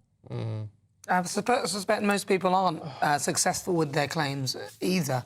In any case, so there's literally no point. I mean, I've had a car damaged because of a pothole, and obviously I wasn't going to waste my time, you know, calling the council. Yeah, I mean, that's I really believe about 1% of those people that incur damage as a result of potholes ever win any claims, because a lot of people haven't got the time for a £70 or £80 tyre to go through all the sort of loopholes that they've got in terms of justifying things. They've got better things to do. Yes, it's, you know, it shouldn't happen, but, you know, it's a torturous system, and they abuse it as well, because if they set a repair for 28 days after it's been reported, and on day 14 you damage your tyre, they still got to get out because they've scheduled it for repairs. Some authorities now are scheduling repairs up to 26 weeks. Oh, right. So it just gives them, just for a safety net for them. I mean, that's really unfair on the driver, isn't it? Is part of the problem with this, I know we've talked about this many times before, Mark, is the idea that, well, when councils go out and actually do repair these things, they're doing a bodge job. So actually, I mean, that in itself is a total waste of money. Yeah, in certain cases it is, but also when they do a good repair, if the area around it is not in good order, you get a pothole appear adjacent to it, not the actual repair. You know, it is because we aren't resurfacing our roads, because repairing potholes is a waste of money. You need to resurface your roads. The economic argument is that badly maintained roads is costing the UK economy £14.4 billion a year. So if you actually invested to save by putting a £3 billion a year in a resurfacing programme, within 10 years you'd save £7 billion a year. So I don't believe there's an economic argument not to invest in our roads. I just think it's a political will to. And I had real faith with the Labour coming in and Lillian Greenwood as the Transport Minister, because she was chair of the Select Committee when I did some work with them. But I've been sorely disappointed. Okay. You're not the only one. Mark, good to talk to you. No doubt we will talk again. Thanks very much indeed. I mean, the issue, as Mark points out there, is because £3 billion a year is a lot of money. It's a lot of money, but if over a period of 10 years we would actually be £7 billion better off, then you've got to look beyond your own government, haven't you? Well, that's the problem, though, isn't it? And nobody does. Short-termism, because they're thinking of their own sort of little 5-year, 10-year, and then we've got to win the next one. So everything's very limited in scope. Yeah, but then there are other companies that come along and dig things up into the roads and stuff. So even if you then did resurface it, one of those cable companies might come along and do something. I mean, isn't that what they do? Well, they do. Yeah, they do, but they should also be, when they're filling that in, they should be doing it to the correct standards, shouldn't they? Yeah. And also, some councils are better than others. I mean, that's the thing. A lot of councils do pretty well maintaining the roads. Where I live, actually, they're just redoing a whole load of roads. But it just depends where you live. It's postcode lottery, isn't it? Where I live, it's just awful. There's bits where you go in, then there's a hole there, then there's a speed bump, and then they've closed off this road to apparently resurface something here and there. There's nobody working on it. Terrible. I mean, there's a bit right at the bottom of the M1 I drive down every day, which is absolutely horrific, how it doesn't cause accidents, I don't know, and that's on the bottom of the motorway. You can't exactly take a picture of, you know, I've had an accident. How are you going to get to that, to show the picture of the bottom? No way of doing it. No, anyway, look, let us know your stories on that, gbnews.com/yoursay. Right, still to come, Paul Coit will be here with all of the latest sports news. That's on the way next.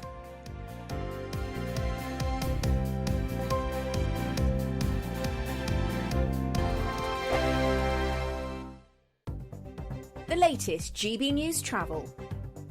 Good morning, I'm Russell Holding. In the Highland, the A9 is partly blocked each way by a fallen tree between the Tor roundabout and the Arduli roundabout, causing queues. In Murray, the A941 is closed northbound at North Street in Rollis, and the A939 is closed each way between Cockbridge and Tomintoul because of snow. In Aberdeenshire, the A97 is closed each way where a lorry's broken down in snow between Lumsden and Rhynie. Trains have been stopped eastbound from Paisley St James to Glasgow Central because of a faulty train. The M2 in Kent is closed eastbound between junctions 5 and 6 from Sittingbourne to Faversham after an accident last night. There are queues towards there, especially on the westbound side, and delays too as you divert. And in Cornwall, the A30 is impassable where lorries have got stuck in snow by the side of Jamaica Inn between Bodmin and Launceston. You can stay up to date throughout the day by visiting our website gbnews.com.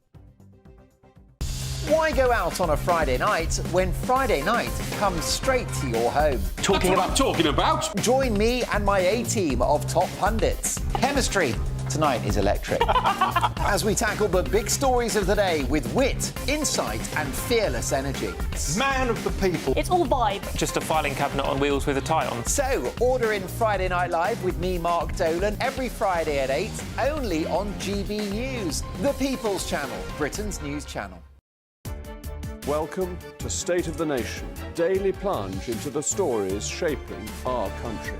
I'm Jacob Rees-Mogg, and Monday to Thursday we bring you the insights, the facts, the truth about how our country is being governed. Because what happens in Downing Street matters down your street. Tune in to State of the Nation every Monday to Thursday, 8 to 9 o'clock.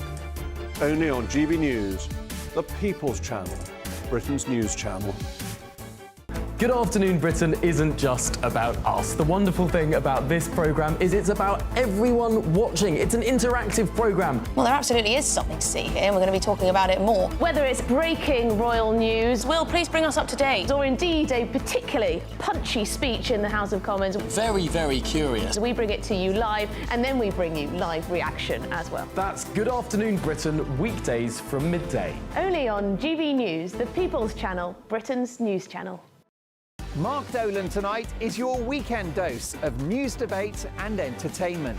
This sounds like a wild conspiracy theory. Don't miss my big opinion. Mark meets and my take at 10. Democracy is a funny old thing. And we don't do boring, not on my watch. I just won't have it. Let's go and get another glass of that bubbly. You've earned it. That's Mark Dolan tonight, Saturday and Sunday, 9 to 11, only on GB News, the People's Channel, Britain's news channel.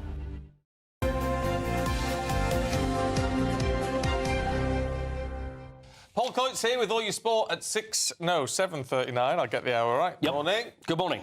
Bit of football, a bit of new contract. Yeah, Pep Guardiola. Well, this talk about this all week. So it looks like, yes, he signed for another year. And the people that make a big deal about, those people that make the deal, saying about that there's an aspect to the deal which means there's an extension, but there's no break clause in it. It's only a year, isn't it? That's what I thought. It's like, there's no break clause in this. So what? It's like, so if it's after 6 months he decides to go, he can't go. I don't think he's going to want to go. No. I think the reason it's being mentioned is because of these 115 charges against Manchester City, and there is a possibility that the decision could be made that they will be relegated. Whether it's going to happen, we just don't know. But the whole thing about the break clause is if they are relegated, then he can't walk away. But I don't think he would want to anyway. Well, isn't it usually the team that get, or the authorities, whoever, is get rid of the manager if they keep losing, but he keeps winning, doesn't he? Well, that's the thing. This will take him into his 10th year. So managers do not last 10 years. It just doesn't happen these days. Yeah. I mean, the shelf life for any manager, if you go into a football club, you probably think, I'll do well to get 2 or 3 years out of this because something always turns. To actually have constant success. But then again, the money behind you, the players you have, it all works very well. But he is the best manager in the world.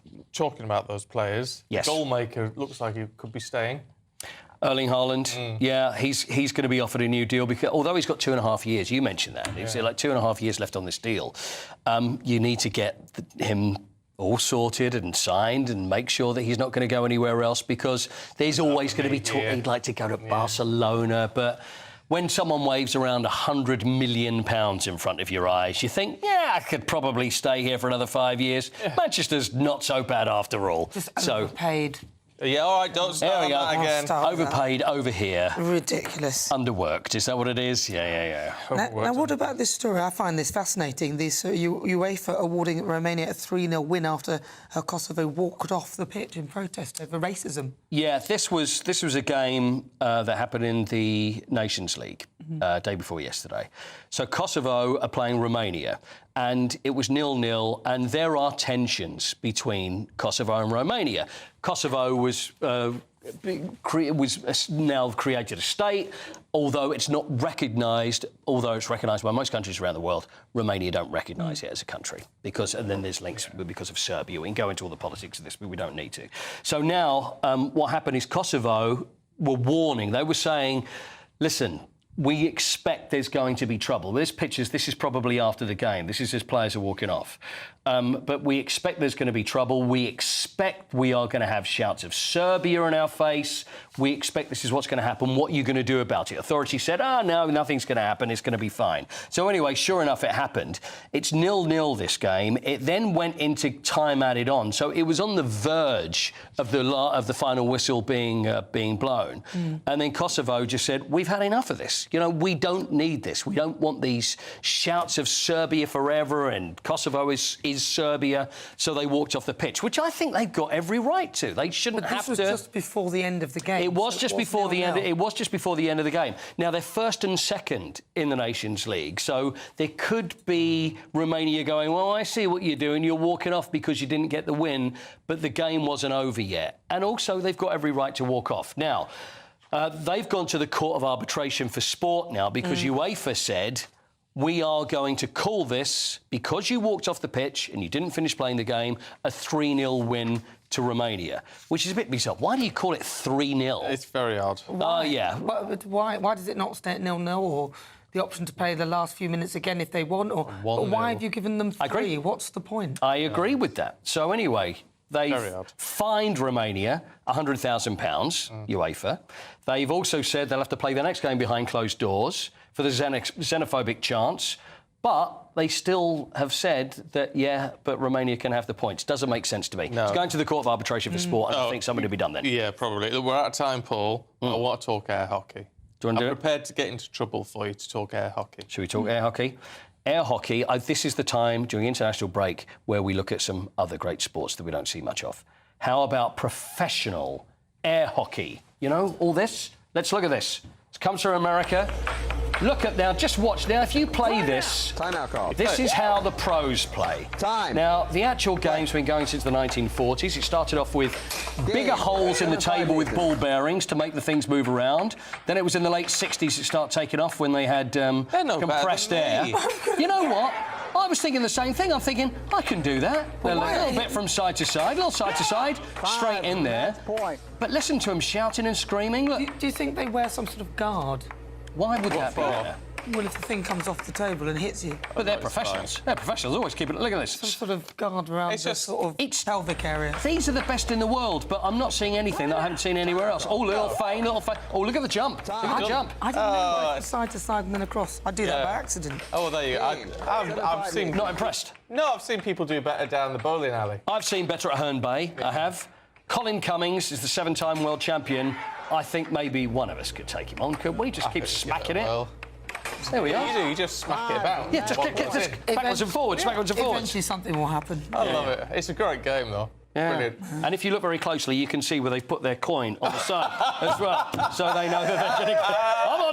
I'm on next with coins on the side. Oh, brilliant.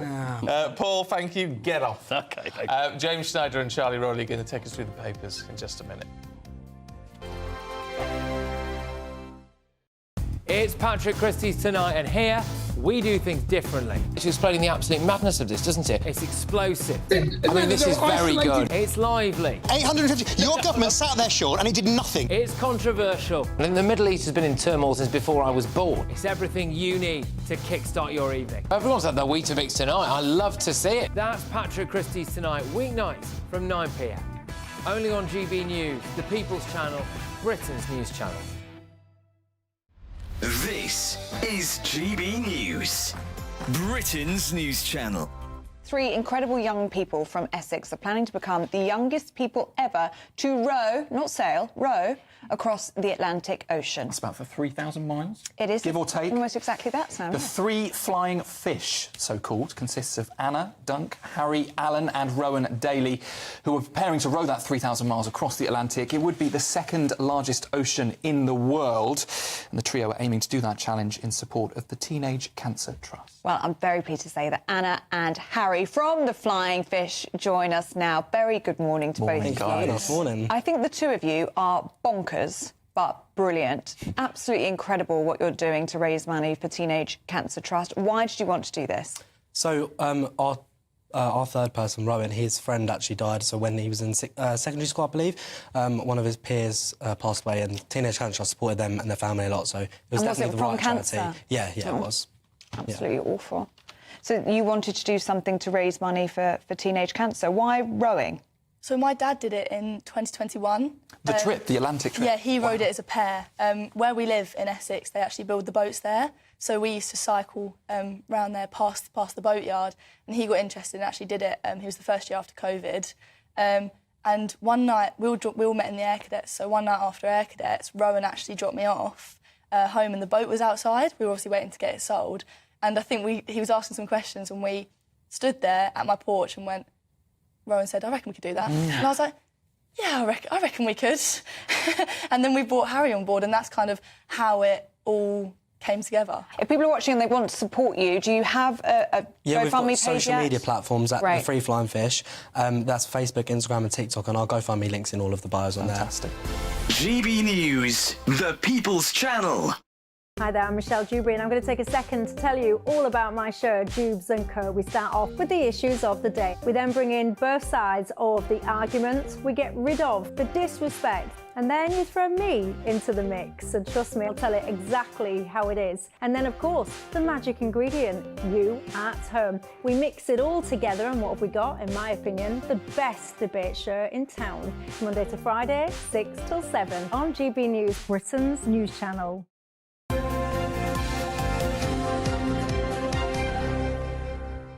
Right, time to see what's in the papers this morning. Former advisor to Michael Gove, Charlie Rowley. Former advisor to Jeremy Corbyn, James Schneider, are both here. Good to see you both. Let's start with John Prescott, should we? Which isn't on the front pages, but it will be later on, one would imagine, Charlie. John Prescott, former Deputy Prime Minister, has died at 86. Absolutely, and news I think broke this morning, but you know, a heavyweight figure in the new Labour government from 97 to 2007 was by Tony Blair's side throughout his tenure as Deputy Prime Minister, and a heavyweight in British politics in more ways than one. Obviously, he'll be known for that 2001 general election where, after being egged, he gave somebody a bit of a left hook, and probably rightly so.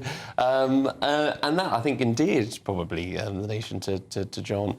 Not someone shy about saying what he actually thinks, and as say being the glue, I think underestimated us in the previous hour, the glue between what was happening in number 10 with Tony Blair and number 11, Gordon Brown. The friction and the tension that ensued throughout that period. John was trying to be the broker between those two men. I mean, he was a proper sort of beer and sandwiches, wasn't he? Yeah. Beer and sandwiches at number 10. Well, and throughout his career, I mean, he was a merchant seaman. He came up through the trade union movement and always brought that experience with him. And I think if you look around at the House of Commons today, we could do with a lot more people who have, you know, real life experience, who have organised with people who have been active trade unionists. And so, yeah, he did bring that that culture of negotiation and getting around the table, which was what Charlie was referring to between Brown and Blair, but he did that in a whole number of other things as well. But he's sort of he was a real conviction politician, and these days I think a lot of the politicians are career kind of politicians. This guy, you could see he reminds me of a sort of Lee Anderson-like character, or you know, one of those characters, rather than what we have in Parliament at the moment, which I have noticed. I was actually in PMQs yesterday, and it just seems to me that, you know, in PMQs it's just a ping-pong game where nobody's really it's just it feels like they're just talking until lunch.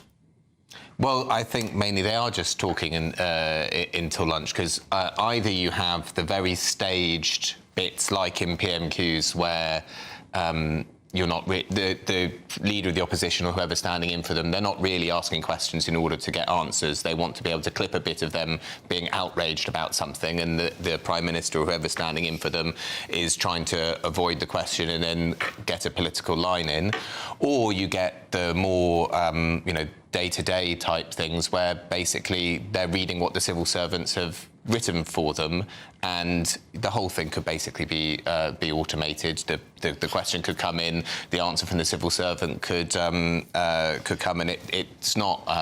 It doesn't raise up the political. AI holograms, couldn't they? They don't even need to be there. Automation doesn't always work. Often doesn't. To sum it up actually quite well, because Michael Booker of this parish, some people might know, tweeted not so long ago to say that one of his first jobs was for the Daily Star, but it was to doorstep John Prescott in Hull about rising fuel costs for truckers. He said, "I certainly got a forthright response. Another legend leaves the stage," and I think that's how he'll probably be remembered as a legend in Labour Party politics. Can we talk about the Labour government, Charlie, which has closed some asylum hotels. But according to the Telegraph, it's actually opened more than it's closed. It has, and this will send shockwaves through the country, because Labour came in on a promise to close these hotels, having scrapped what they described the Rwanda scheme as unworkable and just a PR exercise.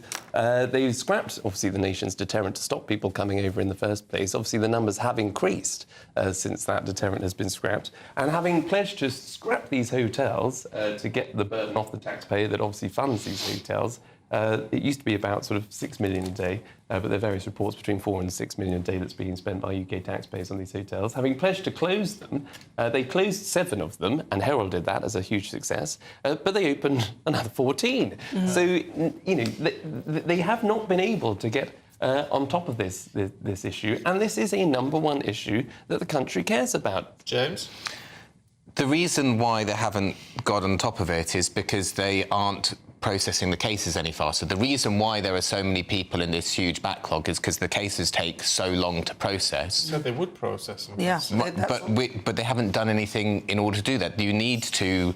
I have some personal experience of it. A good friend of mine got refugee status who was an open and shut case, now fortunately has a job, paying taxes, all of the things that you would want, who had 18 months stuck where he was in a hotel, the taxpayer having to pay for him. He didn't like that, and it's an open and shut case which shouldn't take 18 months to be processed. That should take a small number of months, and then that person is getting the support that they need and they can contribute to society. Yeah, well, that's how it should be. Well, we'll hopefully get some answers from Yvette Cooper on that one then, because she's the Home Secretary. It falls under her remit, doesn't it? Right, Charlie, James, we've got to leave it there. Sadly, it's a bit short but sweet, but we'll squeeze a bit longer out of you next hour, because we want our money's worth, frankly. Value for money. In the meantime, here's the weather with Alex.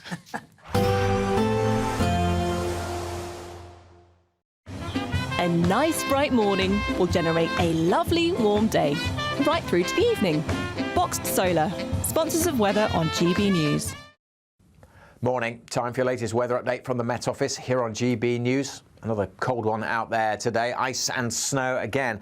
A bit of a hazard for the journey to work. For many, it'll be a fine, bright day with sunny spells. But we have seen wintry weather in the southwest through the night and staying pretty soggy here through the day and cold with further snow to come. Mostly over hills, but even some getting down to lower levels at times. Plenty of showers packing into the north of Northern Ireland, northwest England, western Scotland, and the snow showers keep on coming in northern Scotland. For much of eastern England, though, fine and sunny, but it is cold. Starting off below freezing, struggling to 3 or 4 degrees in many locations. And when you add on the breeze across northern Scotland, well, it feels even colder. And cold enough, certainly, for the snow showers to come piling in. Maybe rain right on the coast, but plenty more snow showers packing in, particularly over the hills. So further accumulations of snow likely, not very pleasant on the roads. And as we go through this evening and overnight, we could see a bit more in the way of wet weather returning to Northern Ireland and northwest England. That will mostly be of snow only over hills, lower levels rain, but we could see some further coverings of snow in places. Same goes for southwest England through the day today. Wet weather slowly pulling away this evening. But again, a few spots could see a centimetre or two more snow. And that zone over northern England pushing into Wales and the Midlands, again, might wake up to a covering.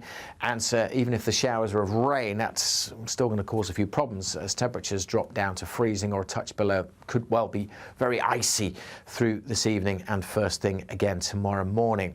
We'll continue with some snow showers in northern Scotland. The showers across Northern Ireland, Wales, western parts of England will turn more to rain as we go through tomorrow because slightly milder air is moving in.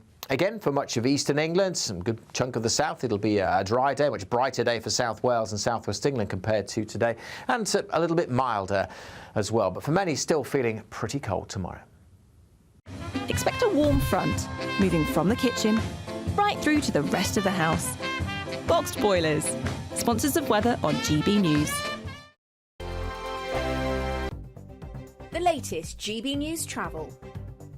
Good morning, I'm Russell Holding. In the Highland, the A9 is closed each way north of Tor because of a fallen tree causing queues. In Murray, the A941 is closed north of Rothes because of snow, and the A939 is closed because of snow between Cockbridge and Tomintoul. In Aberdeenshire, the A97 is closed because of snow between Lumsden and Rhynie. There are delays of up to 40 minutes to trains heading east from Paisley St James to Glasgow Central because of a faulty train. The train's been stopped eastbound from Wolverhampton to Tamebridge Parkway because of a points failure. The M2 in Kent's closed eastbound from Junction 5 at Sittingbourne to 6 at Faversham after an accident last night, causing westbound queues for over a mile.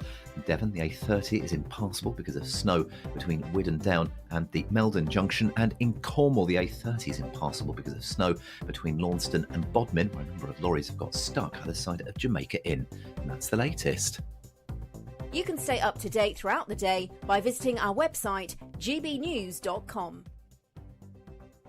This is the final week to grab your chance to win Christmas on Us this year. There's £20,025 in tax-free cash. There's £5,000 to spend on gifts for all the family. There's £500 to spend in your favourite supermarket. And a festively themed GB News goodie bag. We'll get it all to you in time for the big day. For another chance to win, call 0903 681 3232. Calls cost £2 plus your network access charge. Text cash to 63232. One entry costs £2 plus one standard network rate message, or text bonus to 63232. 5 entries cost £5 plus one standard network rate message. You can enter online at gbnews.com/win. Entries start from just £2, or post your name and number to GB09 PO Box 8690 Derby DE1 9TT.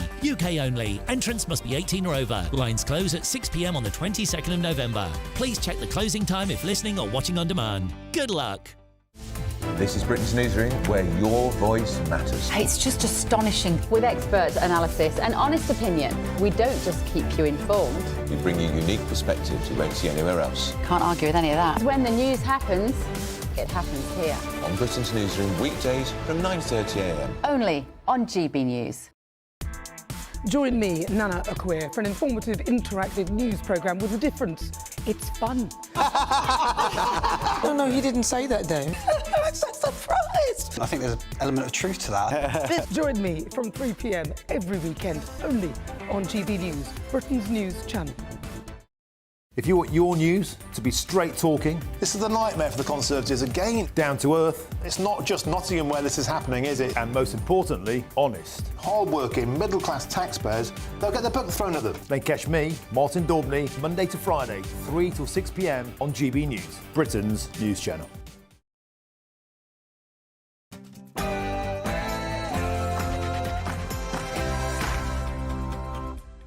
Good morning. Britain's longest-serving Deputy Prime Minister, John Prescott, has died at the age of 86. A former trade union activist and a luminary of the new Labour government. Sir Tony Blair described him as one of the most talented politicians he ever came across.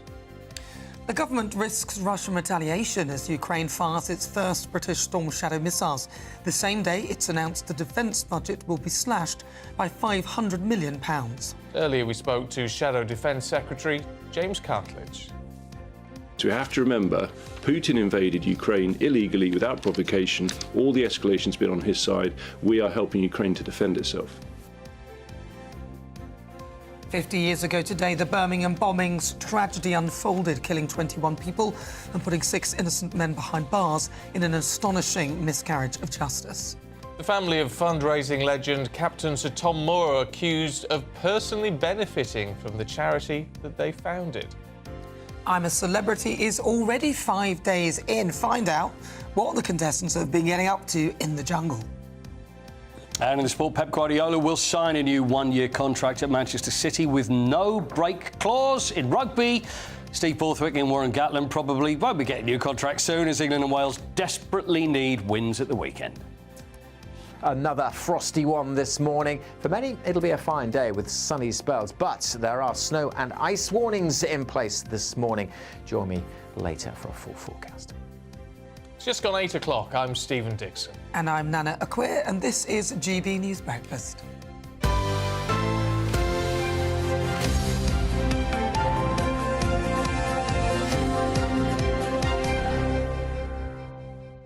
Loads of you getting in touch on potholes this morning.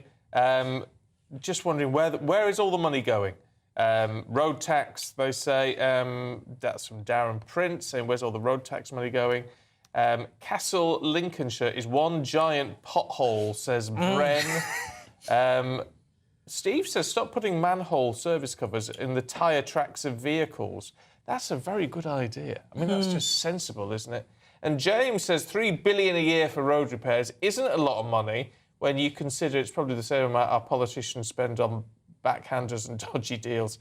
Well, I don't know if that's strictly true. But in terms of the money that it costs the British economy because of potholes, £3 billion a year, if you did it for 10 years, sorted all the road network out, we'd apparently be, according to Mr. Pothole, £7 billion better off. But it's long-term investment. That's the issue. Well, lots of you have been getting in touch. Keep them coming at gbnews.com/your say. We'll read some of those out. Right. Our main news this morning is that former Deputy Prime Minister John Prescott has died at the age of 86 following a battle with Alzheimer's. His family said that he had spent his life trying to improve the lives of others, fighting for social justice and protecting the environment. Well, Sir Tony Blair said he was devastated by John's passing. He was, he said, one of the most talented people I ever encountered in politics. And Prime Minister Sir Keir Starmer has said that John was a true giant of the Labour movement. He was a staunch defender of working people and a proud trade unionist. Yeah, he went on to say he'll be remembered for his conviction, courage and strength of character. Well, we're joined now by GB News political correspondent Catherine Forster. Yes, good morning, both of you. He was... Good morning, both of you. Yes, John Prescott was a huge figure in every way in British politics and Labour politics.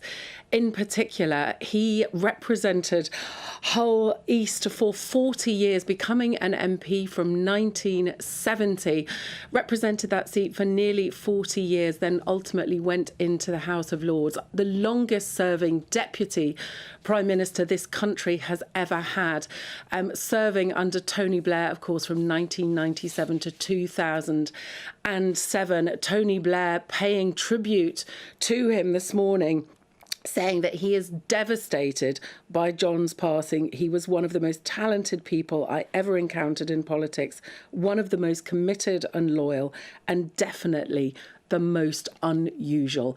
And he certainly was in Westminster, because Westminster is full, particularly today, often of career politicians. Now, especially, you get young people, highly educated, often privately educated, who've come in, become researchers, special advisors, worked their way up, but spent their whole life working in this Westminster bubble. John Prescott was the absolute opposite of that. He left school at 15. He served as a merchant seaman. He worked on a cruise ship.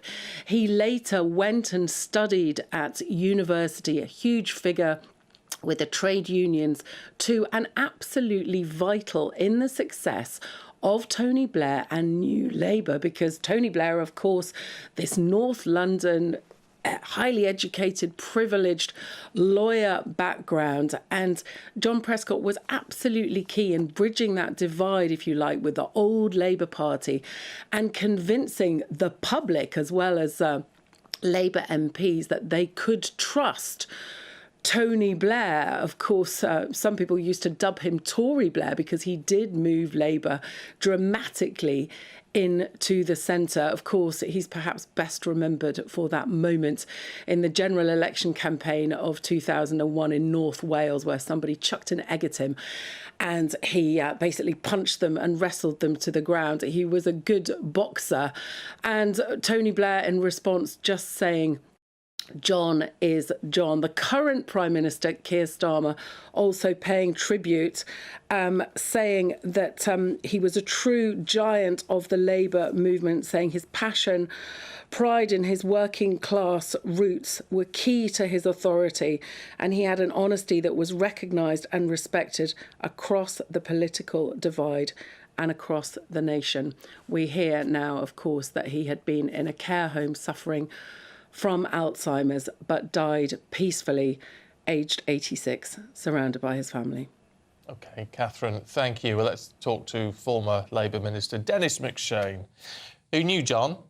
But I mean, pretty well. He was described as a political bruiser, which I think is actually the perfect sort of tag for him. Yeah, up to a point, but he was what used to be called angels in marble. I mean, he's a guy denied a university education, denied any education after 14, 15, set out to work. He was a steward on cruise ships, and I'm told he served drinks very fast and entertained the lonely ladies of a certain age very warmly on those long cruises. And he was really in touch with he's the last working class hero, wasn't he, in politics? I mean, Labour produced those for 100 years. They're not producing them anymore. Most of, nearly all Labour MPs now are graduates, as ex-local councillors, as was said. But I remember in the 2001 election, I'm campaigning in Rotherham. He's over in the Wirral, I think, somewhere in Lancashire, and he chins a guy. A guy came up and insults him, was rude to him, the way people are now on social media, and threw something at him, and poof, out it went. And the next day, John came to Rotherham, and I took him into Rotherham Market. And like a lot of northern working class markets... There it is, actually. We've got the clip if you're watching on TV. The first thing you see is trestle tables laden up with eggs. You remember that, Steve? Yeah. And John looks at him and says, "Effing egg, Dennis, where have you brought me to? To this egg stand? They're going to..." I said, "John, just come in with me, wait and see." And they cheered him to the rafters, because he's actually a Rotherham lad, and they loved him up there. What else can I say? He was actually he died in a bad stroke 4, 5, 6 years ago. The Alzheimer's came later, but I served with him on the Council of Europe. Undoubtedly, without John Prescott, Tony Blair would not have been the Prime Minister he was. He brought the working class, the North, trade unions into New Labour's fold.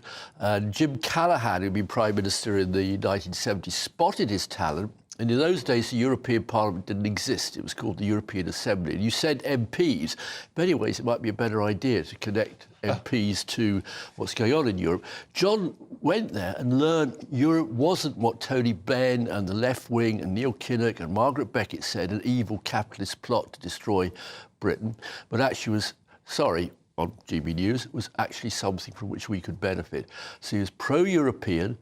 He'd been, as a strike leader, he'd been one of the key people. Harold Wilson denounced him as a tightly knit group of politically motivated men who, frankly, helped undermine the Harold Wilson government. So he started really on the pretty hard left, but made the journey, and he was there all the time. He was great. He couldn't... So I don't want to talk too much, but he lost control sometimes of English grammar. He had to make a statement for Tony Blair when we started bombing Milosevic to stop after the massacres and the genocide of the Serbs. John had to make the statement in the House very late at night. "Mr. Speaker, it's my duty to announce that bombing raids..." And we are saying our message very clearly to the Serb dictator, Mr. Milo, and the Foreign Office had to put a pronunciation guide in on his script. Milo, Mr. Miso, Mr. Mizo. "Oh, Mr. Speaker, you know what I mean. We're going to take him on." Yeah. You see, that's quite an nice charm in a way. Oh, yeah. I mean, whereas, you know, those career politicians would rip him apart for it, but actually, what does it matter? Well, he was a career politician. He was elected in 1970 when he was, I mean, but it's those people who've never had another job, isn't it? It's more that we have lost now because Tony Blair, as we know, it's always criticised, sort of sent all the future John Prescotts, as did John, to university, which was the correct decision to make. And there is a problem now, I think, that too many working people, and a huge number of working people, of course, are immigrants, obviously, as we know. They used to be Irish. John came from an Irish background. They don't feel there's anybody there really speaking for them. John spoke for that half of Britain that perhaps has lost its voice today. Yeah, the Labour Party doesn't, in my view, represent that anymore at all. In fact, some people would ask who they represent, actually, looking at what's going on now. What do you think John would make of this whole thing, especially with the farmers? And what do you think he would make of it? Oh, he would be so angry at the idea that people who would leave behind a net worth of 10, 15, 20 million pounds were refusing to pay their dime to educate all the people and help improve the hospital service. All the things farmers benefit from, the police, cleaning up the roads, even the potholes, the police, schools, social services, all of those help farming families. And the fact that they're saying, as I say, you have to be worth over £3 million before you pay a penny. Believe me, I would love, not that I'm anywhere near that, I would love when I die to leave to my children and grandchildren what little money I have. I didn't have to pay tax on it. No, but that's... Oh, come on. Well, as soon as you raised it as an issue, the whole point is with that, and surely John Prescott is the type who would get it. I think isn't it? That it's... You're talking about a whole load of money invested in land, which he's never realised. To feed the nation as well. He's never realised. So you're not leaving them millions of pounds. You're just leaving them the land to work. Or they cash it in. Don't forget, we have seen that with an awful lot of tax dodgers buying up all this farmland. But you can attack the tax dodgers specifically, but the farmers... No, I don't disagree with that. And I wish the National Farmers Union, instead of that Jeremy Clarkson thing yesterday, would actually have sat down a long time ago and said, here are our proposals to stop some of farmland, not all of it, but a good chunk of it becoming a tax dodging. It doesn't happen in any other country. That's the government to do that, and they should have done it that way. The farmers should. Yes, I agree with that. We had a Tory government for 15 years. Well, listen, but I'm talking about the policies now for the Labour government. But anyway. John, I can promise you, would have had no truck with some of that stuff. But he also, were he alive, was there anybody like him in the cabinet, would perhaps have said to Sir Keir, you know, taking off that winter fuel allowance from our pensioners. He'd have said our pensioners. Are you sure? Are you sure? It wouldn't have caused, you know, song and danced about it in the media like, you know, low-rent Labour politicians do. He'd have said, I'm not quite sure on this. And when John said, I'm not quite sure, Tony Blair listened. All right. OK, well, Dennis, good to see you. Thank you very much indeed. Right, well, the armed forces have been hit by £500 million worth of cuts, including the suspension of 6 major programmes. Well, the announcement comes just hours after British Storm Shadow missiles were fired by Ukraine into Russia for the first time. Well, earlier we spoke with Shadow Defence Secretary James Cartledge. Steps have had to be taken. Now, we obviously don't know formally if these weapons have been used, because, quite rightly, in my view, the government doesn't give a sort of running operational commentary. But I think, you know, when you talk about escalation, just remember North Korean troops are now fighting alongside Russia, 10,000 North Korean troops. That is an enormous escalation. Imagine if the position was reversed and there were 10,000 NATO troops fighting alongside Ukraine. Well, let's talk to political analyst and Russian exile, Valery Morozov. Good to see you, Valery, as always. What do you think Putin's response to this is going to be? I mean, he's already sort of threatened some sort of nuclear retaliation, but is that just rhetoric? You know, the thing is that, first, Putin has not spoke nothing about nuclear retaliation. from the point of the support of this idea or taking this decision. Actually, he is negative about this. But in Russia, especially in mass media and among politicians, political observers, and military, there are a lot of people who are pressing even Kremlin and Putin to use nuclear weapons for a long time, and accusing even him that he is not doing this. But at the same time, I would like to draw your attention to one thing. And I agree with those analysts in Russia and in Ukraine, especially, who considers that, who think, and they give information that there was that Biden, during his meeting with Trump, gave information about his decision to allow Ukrainian forces to strike with ATACMS missiles deep in Russian territory. He had told Trump about this. And that after this, Trump and Putin, they had telephone call. And they spoke about this. And later, Kremlin refused. There were some reports about this talk, but Kremlin said that there was no talk like this. But actually, I also think that this was the talk. This telephone call took place, but they decided that it will be secret, and that's why Kremlin rejected it. But after this, Scholz has spoken to Putin. And also there are reports in Ukraine and in Russia that they've discussed this decision. So what I think is that, this is going under control. And there is some understanding between Putin and at least Trump that it will not spoil. They'll try to do everything not to spoil their future negotiations.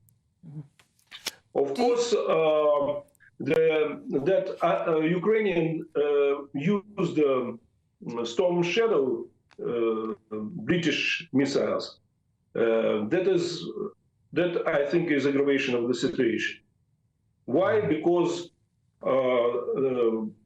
Putin is under pressure to strike back.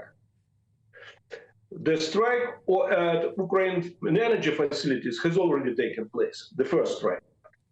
And for the first time, according to Ukrainian reports, 7 nuclear reactors has been shut down, stopped. And Ukraine, for the first time in its history, became insufficient with energy and electricity. And they are to increase the import of electricity from Europe. But within all of this, Valery, there's got to be an understanding, and this is what's long been argued for, that we are supplying Ukraine, and Ukraine should be allowed to act with autonomy, to use those weapons as they see fit. No, the thing is that what Russia insists on is that Ukrainians has no possibility to strike with this weapon, because they need satellite systems. They need special knowledge how to put the target, and this can be done only by NATO specialists. That means that NATO specialists, military specialists, they were involved in the decision making, which is the target is to deliver to strike with missile, and were operating along with Ukrainians. That is official statement and official position of the Kremlin. And that means that from this point, officially, according to Russian legislation and Russian military doctrine, which was also a nuclear doctrine, which was just signed yesterday, the day before yesterday, by Putin, NATO has started participating, direct participation in the war. That is what actually the situation there, how they understand it. That is why the Kremlin and Putin is under pressure to strike back. Of course, with this situation, it is very difficult for him to strike back at America, because they are waiting for Trump to come and start negotiating. And now with the participation of the British, or say Ukrainian using British Storm Shadow missiles, the situation changes. And I am afraid that there will be some decision to act against Britain. Oh, well, let's hope that doesn't happen. But Valery Morozov, good to talk to you as always. Thanks very much indeed. Thank you. Well, I mean, sometimes you don't think about what it's like in Russia and how they perceive it and the pressure that might be on Putin from his people. So it was interesting to hear that. But on the other side of it, I mean, they've got North Korea troops coming in from North Korea to fight the war on their behalf. So, and tens of thousands. This is something that I said. I felt there was pressure, and that the UK would be quite a bit of a target for him. But you know. Well, let's hope not. We're asking today in our poll, should British missiles be used against Putin? Has Sakir made the right call? We'll bring the results live throughout the day. You can scan the QR code on your screen if you're watching on TV. Final result in Martin's show later. And if you want to get the latest polls and the news, all you have to do is go to gbnews.com/poll. It is 8:21. Let's have a look at some of the other stories this morning. A damning report has found the family of fundraiser captain Sir Tom Moore made more than £1 million through their association with his charity. The charity's watchdog concluded that there had been repeated instances of misconduct by the veteran's daughter Hannah Ingram Moore and her husband Colin. Sir Tom became a household name in the pandemic, raising millions for the NHS charities for walking laps of his garden in lockdown. We've got a world exclusive right here on GB News. Ben Leo spoke to the son of the president-elect. The interview aired on Patrick's show last night. He reacted to the tax raid on farmers, said Labour's decision was revolting. He also revealed his thoughts on his father's thoughts on the British media scene, specifically GB News. Brace yourselves, this is a detailed response. So it's fair to say you and your father and your family and the team, GB News fans. We're GB News fans. Kind of put the words into his mouth, in a way. I mean, I don't take that as a ringing endorsement. Do you not? No. No. I think what else were you going to say? It is very bizarre. Very bizarre. Right, an Australian teen has become the fourth tourist to die in a suspected mass poisoning in Laos. Only hours earlier, the US State Department confirmed an American man had died. 2 Danish women aged 19 and 20 died last week, whilst a British woman is reportedly on life support in hospital. The deaths currently remain under police investigation. Hundreds of mourners gathered for Liam Payne's funeral yesterday. His former partner and mother of his son, Cheryl, stood alongside his parents and sisters. His former bandmates were also bidding their final farewell.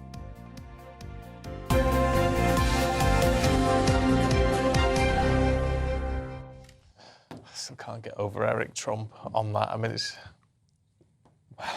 I know, but are you a GB News fan?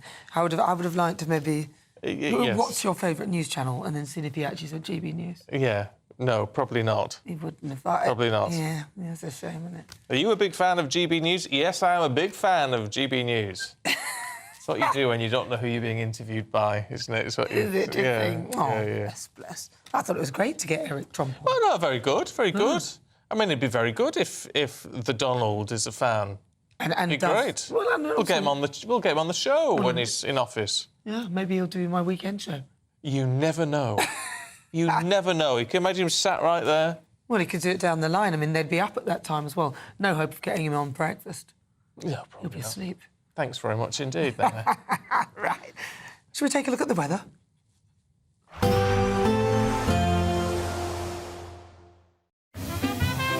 Heavy showers first thing will be followed by a warm, cosy day. Boxed Boilers, sponsors of weather on GB News. Morning. Time for your latest weather update from the Met Office here on GB News. Another cold one out there today. Ice and snow again.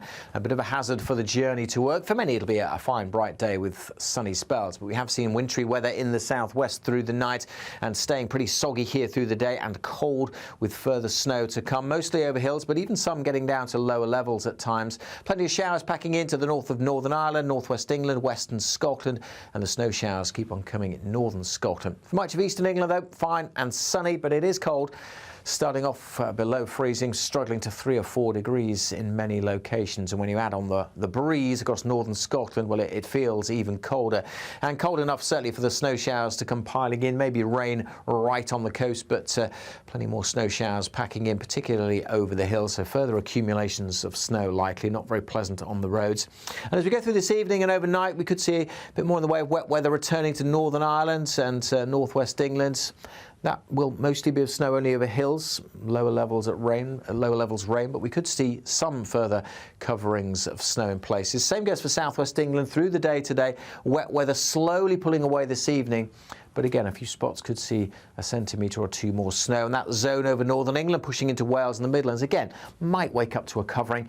And even if the showers are of rain, that's still going to cause a few problems as temperatures drop down to freezing or a touch below. Could well be very icy through this evening and first thing again tomorrow morning.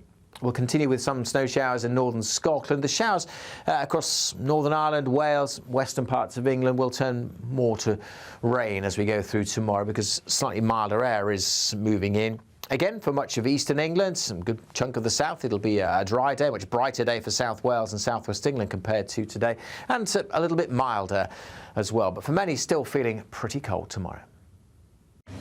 Even though we'll see a cloudy start, it'll be a bright outlook for the rest of the day. Boxed Solar, sponsors of weather on GB News. Well, it's our final week of our Christmas giveaway and we're on the countdown to be the big day. You could win over 25 grand. You get tax-free cash, also shopping vouchers, GB News goodies. Here's how you could win. There's just 34 days until Christmas, and it's the final week to see how you could enjoy it on us. That's £20,025 in tax-free cash to make 2025 fantastic. £5,000 to spend on gifts for all of the family. £500 in vouchers to buy a slap-up Christmas lunch at your favourite supermarket. And finally, a GB News Christmas goodie bag. Plus, we're going to get it all to you in time for the big day. For another chance to win, call 0903 681 3232. Calls cost £2 plus your network access charge. Text cash to 63232. One entry costs £2 plus one standard network rate message. Or text bonus to 63232. 5 entries cost £5 plus one standard network rate message. You can enter online at gbnews.com/win. Entries start from just £2 or post your name and number to GB09 PO Box 8690 Derby DE1 9TT. UK only. Entrance must be 18 or over. Lines close at 6 p.m. on Friday. Please check the closing time if listening or watching on demand. Good luck. Now, it's 50 years today since the Birmingham bombings. We're going to be remembering the lives that were lost next.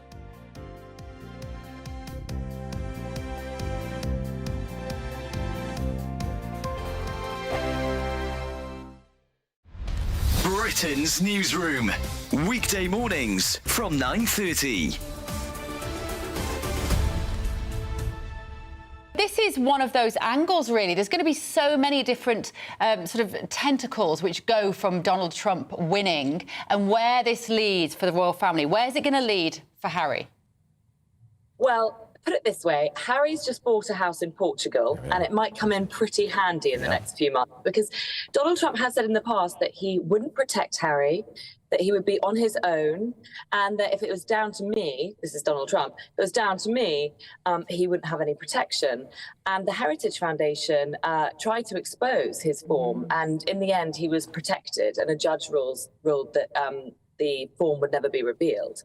I just wonder whether now Trump is in power, I'm not saying it's top of his priority list, but eventually that form might be exposed. And just so to remind viewers and listeners, Charlotte, in his book Spare, in which he, of course, dumped tons of abuse on his own family, Harry admitted to taking illegal drugs such as cocaine. Yes, and there have been, I better not name her, but there's been a certain supermodel who has been exposed for taking cocaine. She couldn't go into America for 10 years. It doesn't matter how famous you are, you can't take drugs and go into America. They're very strict on this. So if Harry didn't tick that box, and then he wrote in Spare that he's taken magic mushrooms, marijuana and cocaine, it wasn't a very clever move. Oh, the implications, though, of Donald Trump saying that Harry can't live in America, like the political ramifications of that. I can't see Starmer handling that very well. No, and well, he just might say he wants people in America who've told the truth about drug taking, and he's got zero tolerance on illegal drug taking, Trump. GB News, the People's Channel. Hi there, I'm Michelle Dewberry and I'm going to take a second to tell you all about my show, Dubes & Co. We start off with the issues of the day. We then bring in both sides of the arguments. We get rid of the disrespect. And then you throw me into the mix. And trust me, I'll tell it exactly how it is. And then, of course, the magic ingredient, you at home. We mix it all together and what have we got, in my opinion, the best debate show in town. Monday to Friday, 6 till 7 on GB News, Britain's news channel. Join me, Camilla Tominey, for a frank and honest discussion with those in power that cuts through the spin and gets to the heart of the issues shaping our nation. You haven't confirmed that you want to stand as leader, but you haven't ruled it out either. This report basically says that he's not fit to stand trial. Is he indecisive? Incompetent? I deliver the dose of reality Westminster needs. That's the Camilla Tominey Show at 9:30 every Sunday on GB News, the People's Channel, Britain's news channel.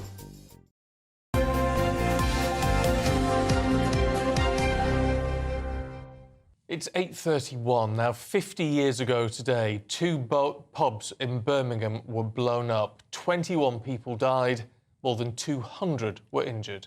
6 innocent men were blamed and spent 16 years in prison before justice finally prevailed. Well, half a century later, campaigners are still searching for the real culprits.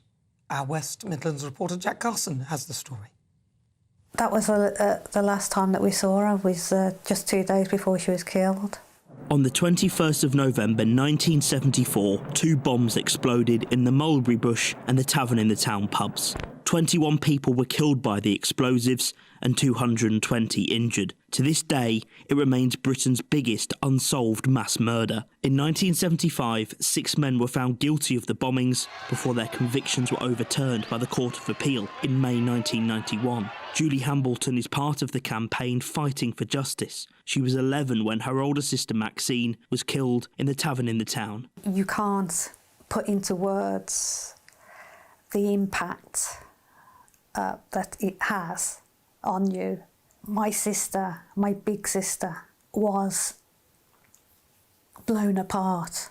When Mum identified her, her hair had melted all into her face and she'd lost one of her legs and she got no back. Half a century later, the campaign group are calling for a public inquiry. In October, Security Minister Dan Jarvis confirmed to Parliament that requests for one would be considered as soon as possible. You can't go through life hating, but you must fight for what is right. We cannot allow anyone, anywhere, to feel that they can come to any of our cities or towns and kill with impunity.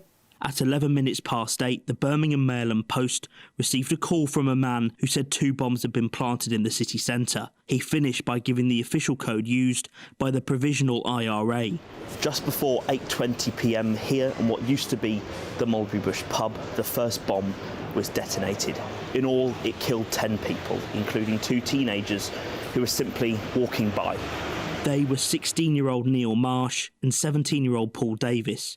3 months after his death, Paul's son, Paul Bridgewater, was born. He describes his life growing up without his father. There'll be a moment where I'm doing something and it'll just come up and think, oh God, I wish I'd met my father. I say it to my other half, Bev, sometimes. We'll be talking about something and I think, oh God, I'd love to have done that with my dad. I'm a big, Aston Villa fan. My father was. Now that I never knew that when I was a child. So that's something that that they say that you're chosen. That's something I could have gone to the games with him. I'm a season ticket holder. I could have been doing that with my father. So I just feel that I've missed out on so much. 50 years on, the campaigners are still fighting. But today, this city falls silent to remember the 21. Jack Carson, GB News, Birmingham. Remarkable, those 2 people, that lady and that gentleman there. remarkable in different ways as how they react to all of this. Yeah, it's really, really sad. Yeah, it is. Yeah. Well, You're saying on the views. well, lots of people have been getting in touch. Am I getting some You're stick? getting some stick here. Why? I mean, because you said that he doesn't know about GB News. Well, I said he might know about it. No, but you sort of said that was the leading question, which obviously then went and said, yes, GB News, I'm a fan. Alison said, that's absolutely ridiculous, Stephen. Nigel is good friends with Donald, and he lived here a lot, and GBN got an exclusive interview. He knows how much he hates the BBC. Why shouldn't he have an opinion on GB? That's a disgraceful thing to say. How dare you? How dare I? How dare you? I'm sure, Alison, to be that's perfectly wrong. honest, I'm sure that both Donald Trump and his sons have got better things to do than sit at home watching news channels. They're very busy people, aren't they? Apparently they have all the TV screens on in Washington, in the house, in the in the White House. June is another one. She said, Stephen, or June, thank you for that. She said, Stephen, why wouldn't Eric Trump not watch GB News? Because of Farage being friendly with them. They may just watch Farage. I'm sure they probably do. I'm not saying they don't watch. I'm just saying it was not a ringing endorsement, was it? There's a few of them. I once I know. said you'd be well working for the BBC. That's Teresa. Teresa. No, I don't think so, Teresa. I don't think so. I don't think they'd have you anyway. I'm sure they wouldn't. They wouldn't have me. Quite sure they wouldn't. Oh, they wouldn't have you. Oh, God. No, once bitten, twice shy. Yeah, no. Yeah. Yeah, for me, I'm not going back. No. No going back now. Right, we've got the sport with Paul in just a minute. Don't go anywhere.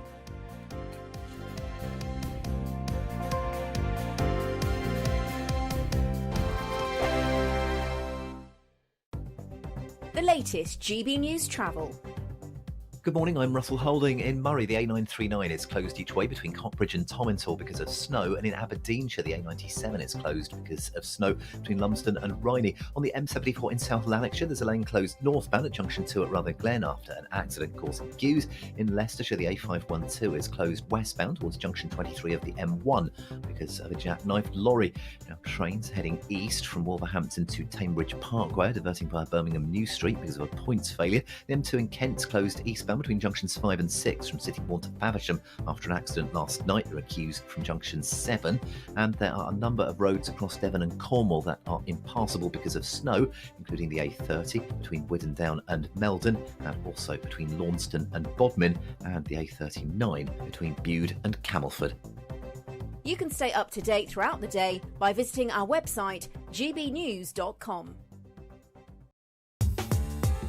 I'm Christopher Hope. From pop stars to politicians, I'll interview anybody in a pub who's got a political opinion. Join me every Friday on Spotify, Apple Podcasts, YouTube or gbnews.com, or wherever you get your podcasts.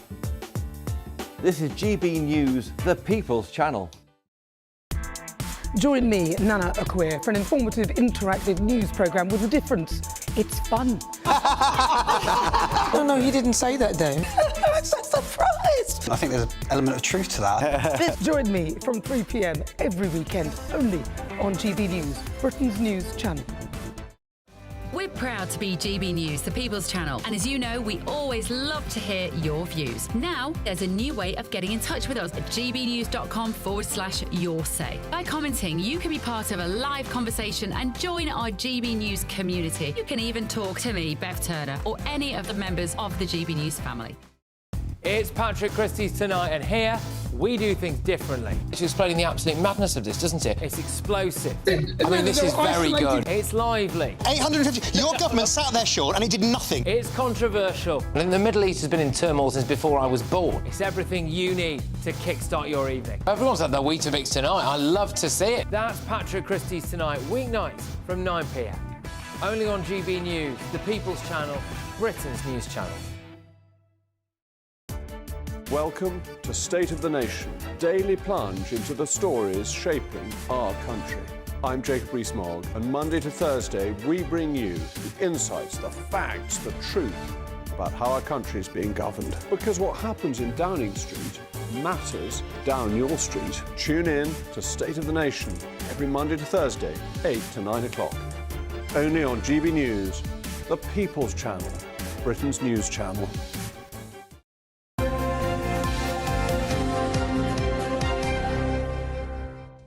Paul Coit is here with all your sport.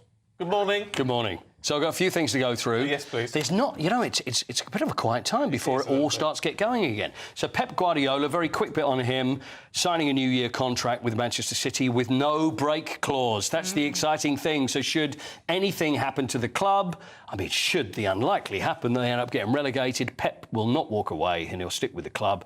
And Erling Haaland, they're making sure he's going to sign a new contract as well, probably worth around £100 million. Wow. Lovely. 4 to 5 Lovely. years.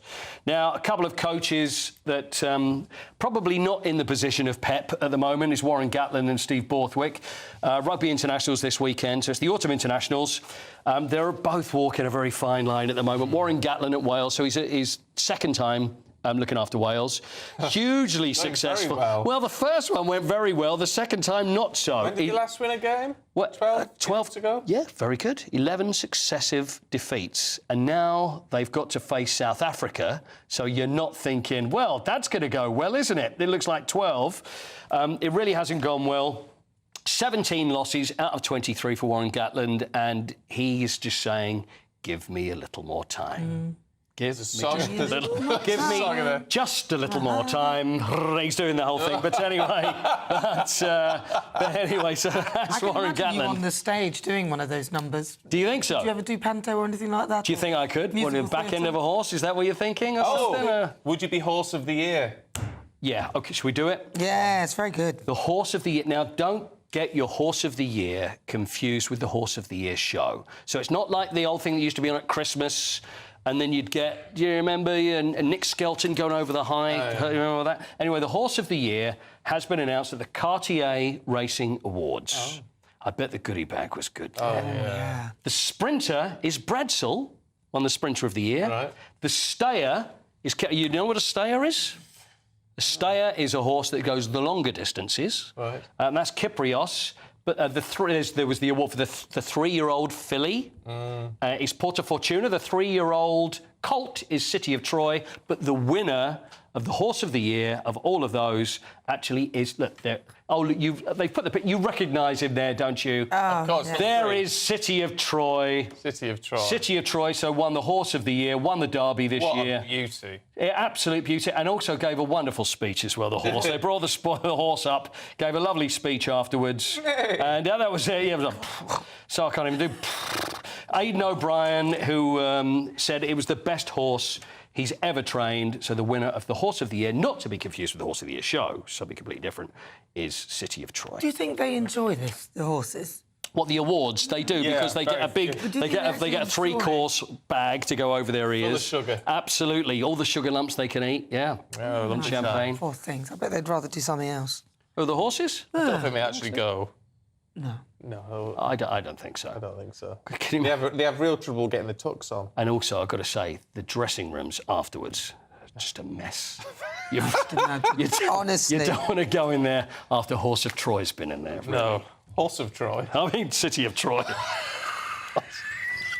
It's not that funny, is it? I'm sorry. It's oh dear. Oh dear. It's been a joy. It's your last hit. It has. You know, I always find when there's not a lot of sport, it's so much more fun.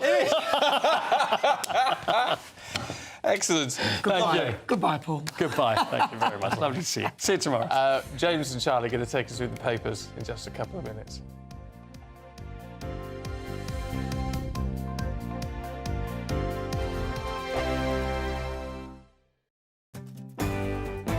I'm Tom Harwood. This is GB News, Britain's news channel.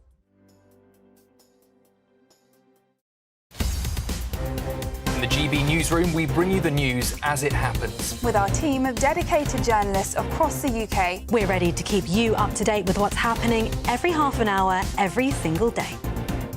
Bulletins here on GB News, the People's Channel, Britain's news channel. This is GB News, Britain's news channel. Now, our next guests have been working closely with celebrities and MPs to help clean up our planet. Very important. Think Ocean was founded in 2021 with two main goals. One, educating the next generation to make sure that they know when they're growing up that naturally we have to take care of the planet, and cleaning pollution that's already in the environment. Well, joining us now to tell us more is Think Ocean's founder, Hugo Valdez-Vera, and the co-founder, Nolene Mariappan. Really good morning, to see you both this morning. So, Nolene, let's start with you. What is Think Ocean, and why did you want to start this back in 2021? Yes, so Hugo had actually been working on the environment and climate action for quite a long time. When he moved to the UK, he realised that there was a growing problem with plastic pollution and that more needed to be done because people weren't actually seeing the link between plastic, the impact on the environment and climate change. So he founded the organisation and I joined him with three goals, really. Education, looking at technology to scale solutions, and looking at how we develop more circular economy programmes. So actually looking at reusing, recycling, actually creating local economies from what people would consider waste. Hugo, just how bad is plastic pollution around the world, and especially here in the UK? Well, it is bad, but we don't know the extent of how bad it is.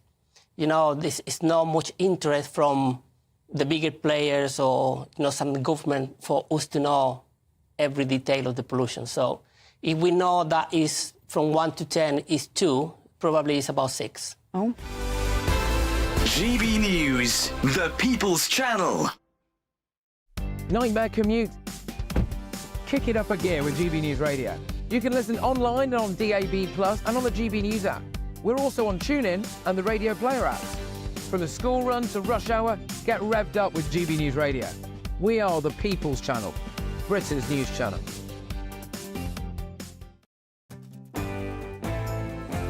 I'm Emily Carver. This is GB News, Britain's news channel.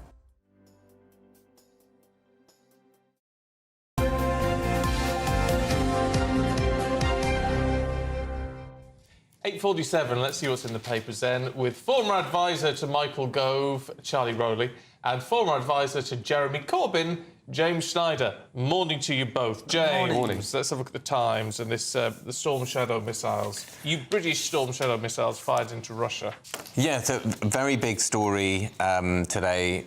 After Joe Biden said, sort of on his way out the door, that US made weapons that they've given to the Ukrainians could be fired into Russia, then Britain has slipstreamed and said the same thing, and now British weapons have been fired into Russia. Of course, this raises a lot of concern about escalation and our role in the war, which hasn't really been debated and agreed. And this escalation should probably be seen in the context of Trump's election, which is why I think Biden has been doing this. And the idea that he's going to try to push both sides towards some kind of negotiation. So it's both an escalation and it's an attempt to strengthen Ukraine's negotiating hand in those possible negotiations. Do you not think that he's like literally chucking everything at it, like Biden, just before he goes, to cause almost maximum carnage? Not that I don't think these missiles should have been given to Ukraine to fire anyway. I think they should have been allowed to use them earlier. But do you think it's a bit of a Joe Biden sort of going, well, just leave a big mess for Trump to pick up? Well, it's hard to know what's going through Joe Biden's mind. Well, probably not much, but I mean, the team behind Joe Biden, probably Barack Obama or somebody else. Yes, well, I mean, but it's you're right. I mean, I think it marks obviously the 1,000th day of the conflict or roundabout, and therefore, how do you bring it to an end? And maybe is it through more force? Is it through more might, military might? That's obviously the decision that Biden's taken, and obviously they're using UK missiles. Now, I think everybody just wants this conflict to come to an end. Is Donald Trump the man to come in and broker that resolution, to call it quits and halt the whole thing? I think he might be. Now, whether that's an outcome that everybody wants, we'll have to wait and see. But I think, yes, it is an escalation. But I think, it is right that Ukraine have the missiles and have the defences that it needs against what is an illegal invasion of Russia. And Ukraine is a European ally, and we should stand with them absolutely till the end. Should we talk farmers, please? Charlie, there's a couple of stories. This was in The Guardian. Nigel Farage left out of the lineup of political leaders who spoke at the farmers' protest, which seems frankly ridiculous. Yes, and I think Nigel's been known to don a flat cap and some wellies before. He certainly has, yeah. He's got a Barber jacket. Yeah, he has. He's a very rural man. He knows much of the country, but he was obviously not invited to speak. I think he was there at the protest, sure he was, alongside Jeremy Clarkson and other political leaders. So unfortunately, he wasn't able to speak, but. Because he would have spoken, perhaps, the truth, which is what farmers want to be heard. And talking of the truth, there is the fact checker on BBC Verify, which claimed and backed the government when it said that it claimed about sort of 70,000 farms would be hit by the tax. That's what the farmer union is saying, that about 70,000 will be hit by the tax. BBC Verify were backing the government to say it's only about 500. Now, after... Which is why Keir Starmer said, oh, you've got to go with what the BBC says. DEFRA, though, came up with a different figure. Exactly. And so this whole fact-checking service that the BBC claimed to have had to reverse ferret quite quickly, and they've removed that now from their website after the Prime Minister jumped on BBC Verify and actually got criticism from the Shadow Culture Secretary, Stuart Andrew, to say that the BBC's taxpayer-funded money shouldn't just be peddling the government lines. They actually do need to fact-check the facts, so-called facts. And the BBC Verify have said, well, they took a lot of representation from experts, including the Treasury. Well, who'd have thunk it? Yeah, nothing to see here. Just delete it. No one will talk about it. Exactly. So I'm, in general, opposed to this sort of countering disinformation, etc. thing, because it's generally that's the things that the powerful don't like, and some of it is disinformation and some of it isn't. So I'm no fan of BBC Verify.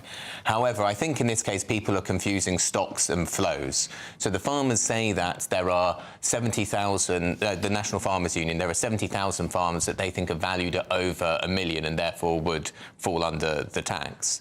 But the Treasury figures, which are how many farms are claiming this relief currently, is about 500 a year. So it is about 500 a year that are currently claiming tax relief that they are not going to get in the future. So the 500 a year figure, based on the last 5 years, seems completely correct. Now, it might be that there are more farms than that are worth that haven't been claiming the relief beforehand, or there's some other reason.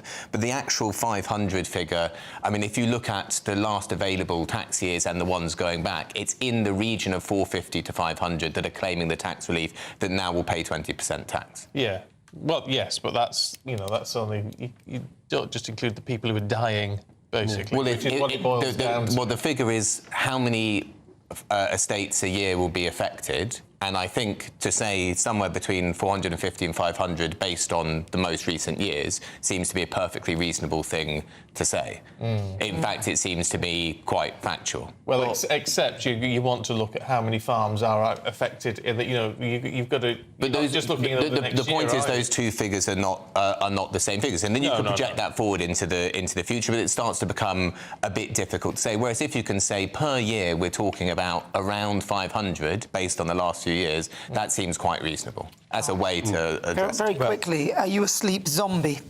You get just 6 hours each night. Are you a sleep zombie, Charlie? Well, sometimes in this role, but we have to wake up incredibly early to come and do this job. Sometimes we don't get the full 8 hours that we are supposed to be having. So we're apparently, as a nation, we're only getting about 6 hours kip a night. That's about sort of 25 days of snooze that we're losing a year. 25 days. That's over 3 weeks. We all need to sleep more and commute less, I think. If we're spending an hour a day each way commuting, then that's going to stop us from getting the sleep that we need. That's only the city types. I think the average commute is 54 minutes across the country. So actually lots of people who live outside of big-ish towns and cities in the north, their commutes are very long, even though the journeys are not long because the buses are so bad. But it does say it's worse in Sheffield. It's worse than Sheffield. No, I'm not from Sheffield. No, right. Thanks, both. We won't bother then.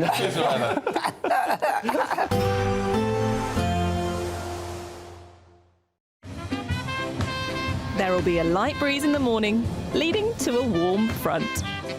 Boxed heat pumps, sponsors of weather on GB News. Morning. Time for your latest weather update from the Met Office here on GB News. Another cold one out there today. Ice and snow again. A bit of a hazard for the journey to work. For many, it'll be a fine, bright day with sunny spells. But we have seen wintry weather in the southwest through the night and staying pretty soggy here through the day and cold with further snow to come. Mostly over hills, but even some getting down to lower levels at times. Plenty of showers packing into the north of Northern Ireland, northwest England, western Scotland, and the snow showers keep on coming in northern Scotland. For much of eastern England, though, fine and sunny, but it is cold. Starting off below freezing, struggling to 3 or 4 degrees in many locations. And when you add on the breeze across northern Scotland, well, it feels even colder. And cold enough, certainly, for the snow showers to come piling in. Maybe rain right on the coast, but plenty more snow showers packing in, particularly over the hills. So further accumulations of snow likely, not very pleasant on the roads.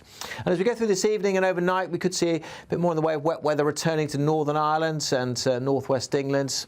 That will mostly be of snow only over hills, lower levels rain, but we could see some further coverings of snow in places. Same goes for southwest England through the day today. Wet weather slowly pulling away this evening. But again, a few spots could see a centimetre or two more snow. And that zone over northern England pushing into Wales and the Midlands, again, might wake up to a covering. And even if the showers are of rain, that's still going to cause a few problems as temperatures drop down to freezing or a touch below. Could well be very icy through this evening and first thing again tomorrow morning.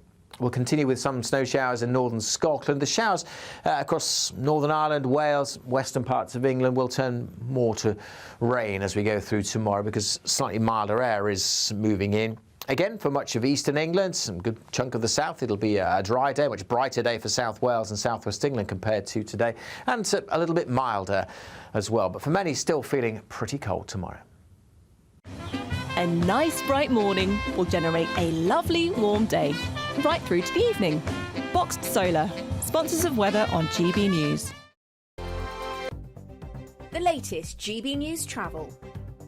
Good morning, I'm Russell Holding. In Murray, the A939 is closed each way between Cockbridge and Tomintoul because of snow, and in Aberdeenshire, the A97 is closed because of snow between Lumsden and Rhynie. On the M606 in West Yorkshire, there's a lane closed each way. There are a couple of accidents, one on each side, between junctions 2 and 3 south of Bradford, causing delays. On the M62 in West Yorkshire, the inside lane's closed westbound, where a lorry caught fire between junctions 32 and 31 from Pontefract to Castleford, causing delays. In Pembrokeshire, the A477 is closed between the Redbird turnoff and the Broadmoor traffic lights after an accident causing queues. The M2 in Kent's closed eastbound from junction 5 at Sittingbourne to 6 at Faversham after an accident last night. There are queues from junction 7, and a number of roads across parts of the southwest of England are impassable because of snow, including the A35 off the A37 Monkeys Jump roundabout, the A30 between Widden Down and Meldon, the A30 between Launceston and Bodmin, and the A39 between Camelford and Bude. You can stay up to date throughout the day by visiting our website, gbnews.com. This is the final week to grab your chance to win Christmas on Us this year. There's £20,025 in tax-free cash. There's £5,000 to spend on gifts for all the family. There's £500 to spend in your favourite supermarket. And a festively themed GB News goodie bag. We'll get it all to you in time for the big day. For another chance to win, call 0903 681 3232. Calls cost £2 plus your network access charge. Text cash to 63232. One entry costs £2 plus one standard network rate message, or text bonus to 63232. 5 entries cost £5 plus one standard network rate message. You can enter online at gbnews.com/win. Entries start from just £2, or post your name and number to GB09 PO Box 8690 Derby DE1 9TT. UK only. Entrance must be 18 or over. Lines close at 6 p.m. on the 22nd of November. Please check the closing time if listening or watching on demand. Good luck. This is Britain's Newsroom, where your voice matters. It's just astonishing. With expert analysis and honest opinion, we don't just keep you informed. We bring you unique perspectives you won't see anywhere else. Can't argue with any of that. When the news happens, it happens here. On Britain's Newsroom, weekdays from 9:30 a.m. Only on GB News. Join me, Nana Akwe, for an informative, interactive news programme with a difference. It's fun. No, he didn't say that, Dave. I'm so surprised. I think there's an element of truth to that. Join me from 3 p.m. every weekend, only on GB News, Britain's news channel. Every Saturday, 10 till 12, we'll bring you all of the news that you need to know. We'll also remind you that there is so much to smile about. It's my favourite time of the week. I get to relax, enjoy some light-hearted stories, and let Ellie teach me about fashion too. That's Saturday Morning Live, every Saturday, 10 till 12. Only on GB News, Britain's news channel.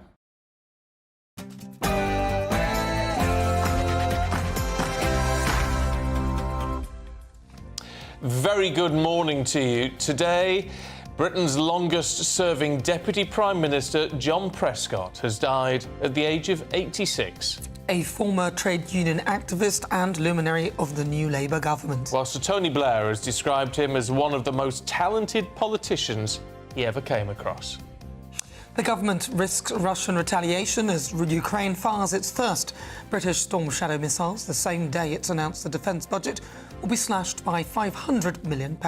Earlier, we spoke to the Shadow Defence Secretary, James Cartledge. We have to remember, Putin invaded Ukraine illegally without provocation. All the escalation's been on his side. We are helping Ukraine to defend itself. 50 years ago today, the Birmingham bombings tragedy unfolded, killing 21 people and putting 6 innocent men behind bars in an astonishing miscarriage of justice. The family of fundraising legend Captain Sir Tom Moore accused of personally benefiting from the charity that they founded. Another frosty one this morning. For many, it'll be a fine day with sunny spells, but there are snow and ice warnings in place this morning. Join me later for a full forecast. It's just gone 9 o'clock. I'm Stephen Dixon. I'm Nana Acquia, and this is GB News Breakfast.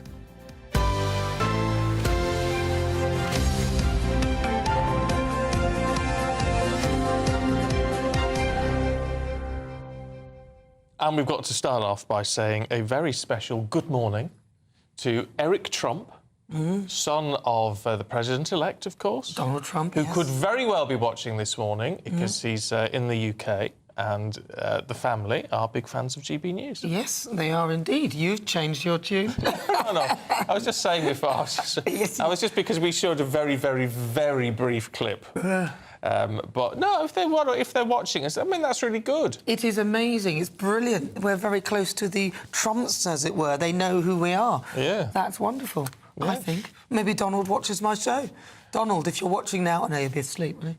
Well, I don't know. He's not going to watch breakfast, is he? I'm sure he will watch breakfast. I don't know whether he'll... How many hours behind are they?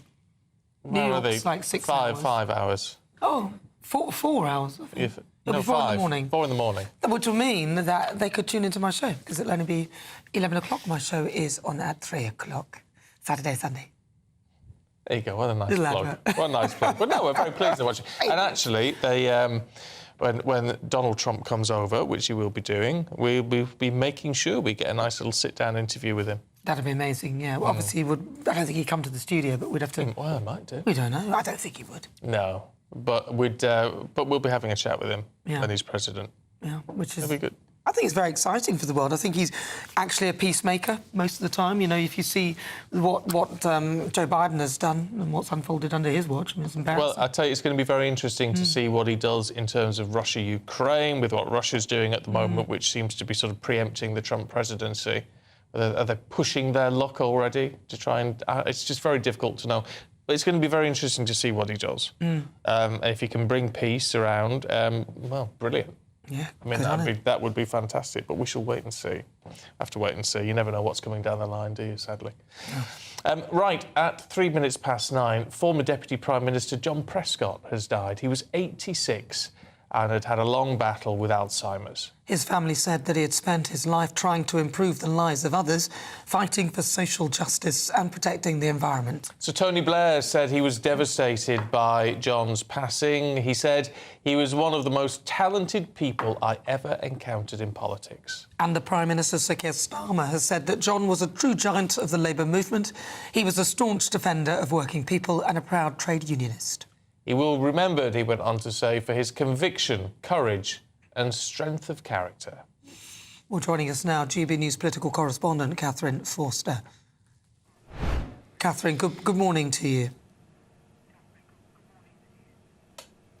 Yes, good morning. Tributes really pouring in now to John Prescott, and he was a political giant, wasn't he, in every sense, and somebody who was truly himself. A lot of affection in the tributes that are being paid. So we've heard, as you mentioned, from the Prime Minister Keir Starmer, from Tony Blair. We've also now heard from the Deputy Prime Minister Angela Rayner, who said that he was an inspiration to her personally and that he was fiercely proud of his working class and trade union roots and never lost sight of who he came into politics to serve. The Health Secretary, Wes Streeting, has saying that he would miss their conversations in the tea rooms. He was, of course, elevated to the House of Lords, having served as Britain's longest-serving Deputy Prime Minister under Tony Blair from 1997 to 2007.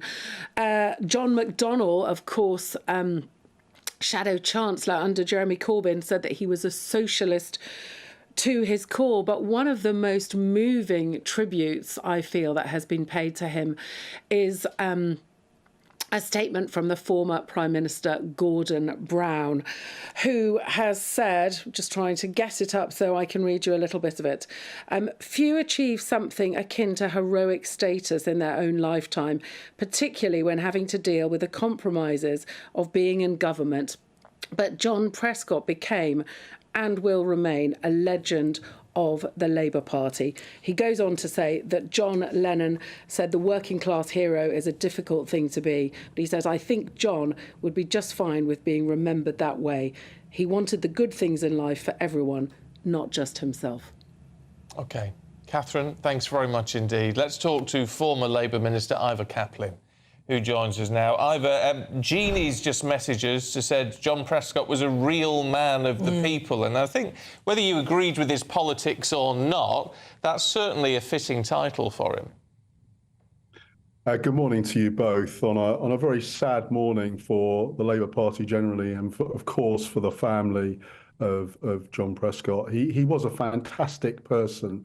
I was honoured enough to have worked with him when I was a minister, and to have been able to put things to him that he never thought we would actually discuss and talk about. And sometimes they even got further than he'd planned. He was just someone who you could rely on when you went for that conversation with him, except for the fact that he was always having a cup of tea and it had to sit on his body so that he had it there, which was a fantastically funny thing to see when I saw it for the first time.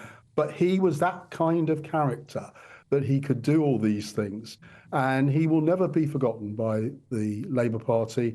And I think by Westminster as well. He was a great person. And it's a very sad day for the family in particular.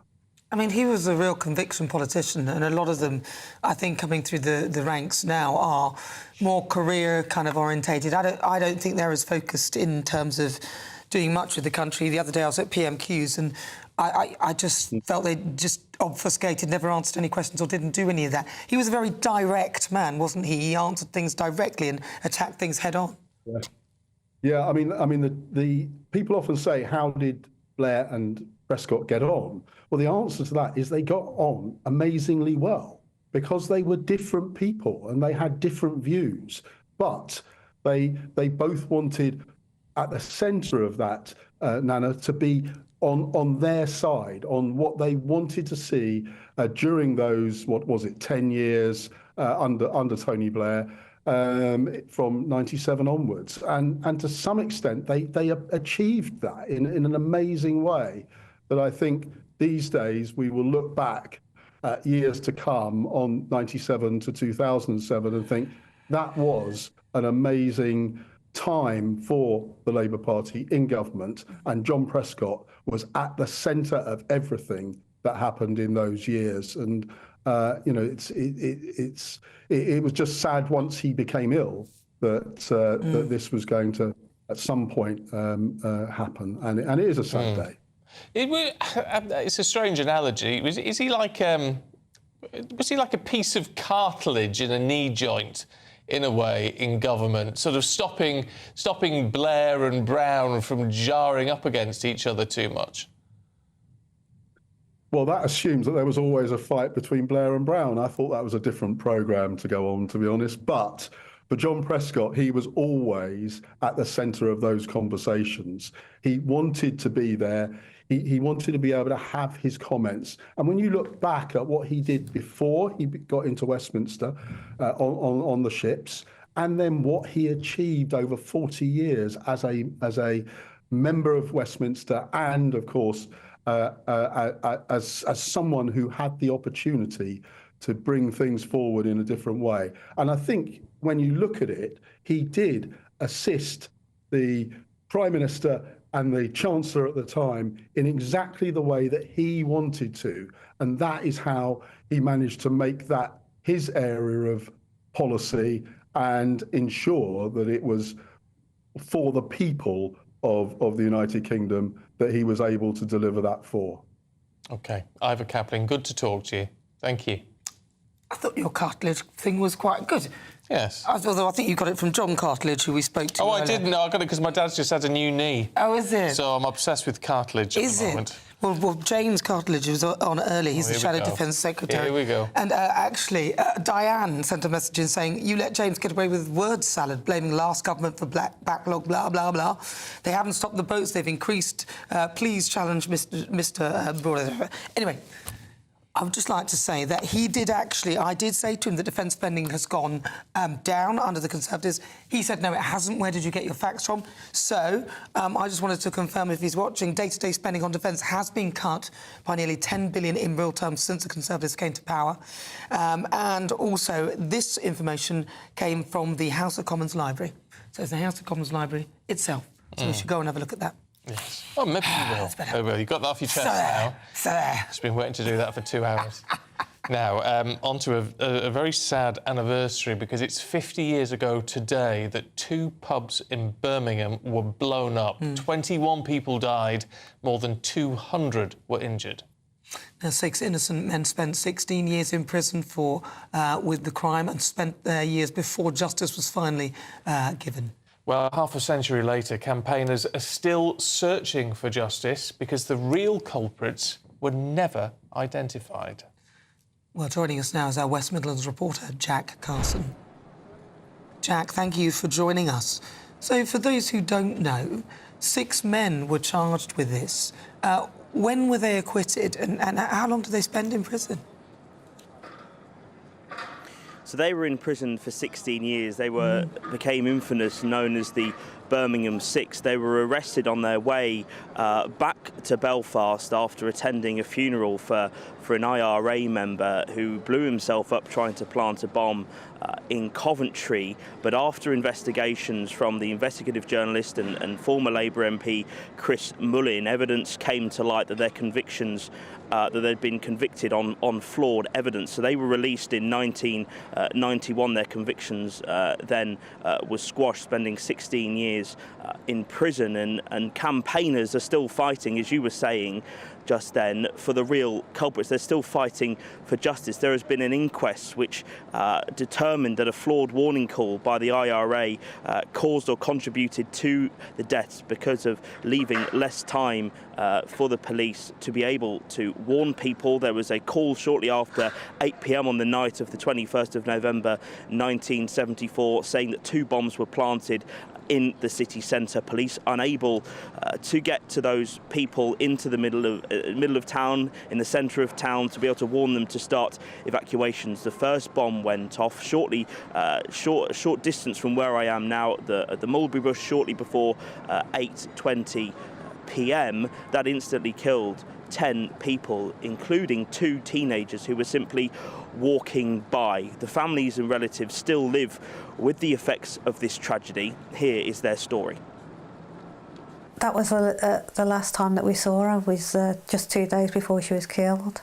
On the 21st of November 1974, 2 bombs exploded in the Mulberry Bush and the Tavern in the Town pubs. 21 people were killed by the explosives and 220 injured. To this day, it remains Britain's biggest unsolved mass murder. In 1975, 6 men were found guilty of the bombings before their convictions were overturned by the Court of Appeal in May 1991. Julie Hambleton is part of the campaign fighting for justice. She was 11 when her older sister Maxine was killed in the tavern in the town. You can't put into words the impact that it has on you. My sister, my big sister, was blown apart. When Mum identified her, her hair had melted all into her face and she'd lost one of her legs and she got no back. Half a century later, the campaign group are calling for a public inquiry. In October, Security Minister Dan Jarvis confirmed to Parliament that requests for one would be considered as soon as possible. You can't go through life hating, but you must fight for what is right. We cannot allow anyone, anywhere, to feel that they can come to any of our cities or towns and kill with impunity. At 11 minutes past 8, the Birmingham Mail and Post received a call from a man who said 2 bombs had been planted in the city centre. He finished by giving the official code used by the Provisional IRA. Just before 8:20 p.m. here on what used to be the Mulberry Bush pub, the first bomb was detonated. In all, it killed 10 people, including 2 teenagers who were simply walking by. They were 16-year-old Neil Marsh and 17-year-old Paul Davis. 3 months after his death, Paul's son, Paul Bridgewater, was born. He describes his life growing up without his father. There'll be a moment where I'm doing something and it'll just come up and think, oh God, I wish I'd met my father. I say it to my other half, Bev, sometimes. We'll be talking about something. I think, oh God, I'd love to have done that with my dad. I'm a big, Aston Villa fan. My father was. Now that I never knew that when I was a child. So that's something that that they say that you're chosen. That's something I could have gone to the games with him. I'm a season ticket holder. I could have been doing that with my father. So I just feel that I've missed out on so much. 50 years on, the campaigners are still fighting. But today, this city falls silent to remember the 21. Jack Carson, GB News, Birmingham. It's awful, isn't it? 50 years later and they still don't have the answers. Yeah, it's tragic, very tragic.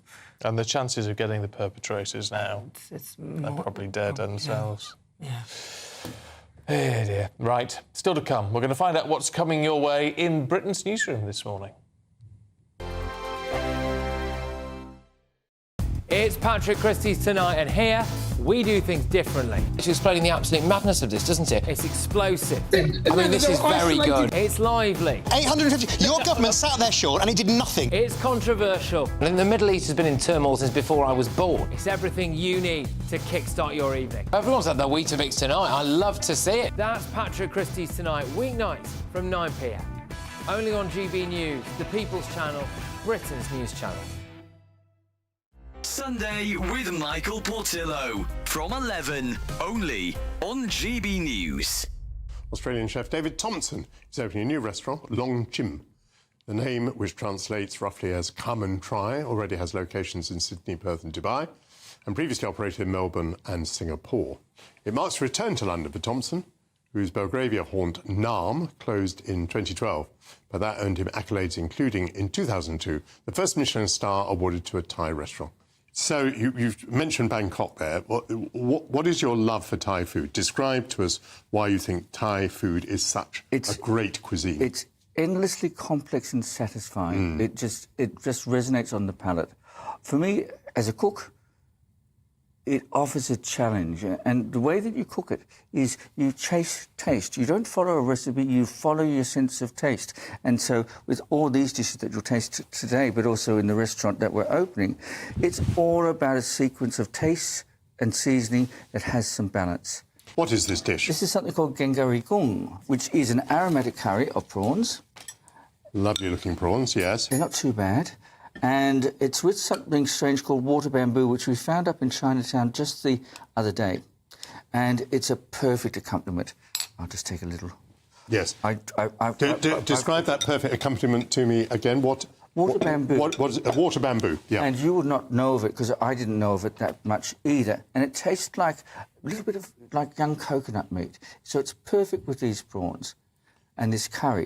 And what you need to have with this curry, because this is the way that Thai food works, an interplay of flavours, this little cucumber salad on the side, and that helps to bring out the spice. Yes. And the sweetness and the savoury quality. I must say, all of this looks so lovely. GB News, the People's Channel. Hi there, I'm Michelle Dewberry, and I'm going to take a second to tell you all about my show, Dubes & Co. We start off with the issues of the day. We then bring in both sides of the arguments. We get rid of the disrespect. And then you throw me into the mix. And trust me, I'll tell it exactly how it is. And then, of course, the magic ingredient, you at home. We mix it all together, and what have we got? In my opinion, the best debate show in town. Monday to Friday, 6 till 7 on GB News, Britain's news channel.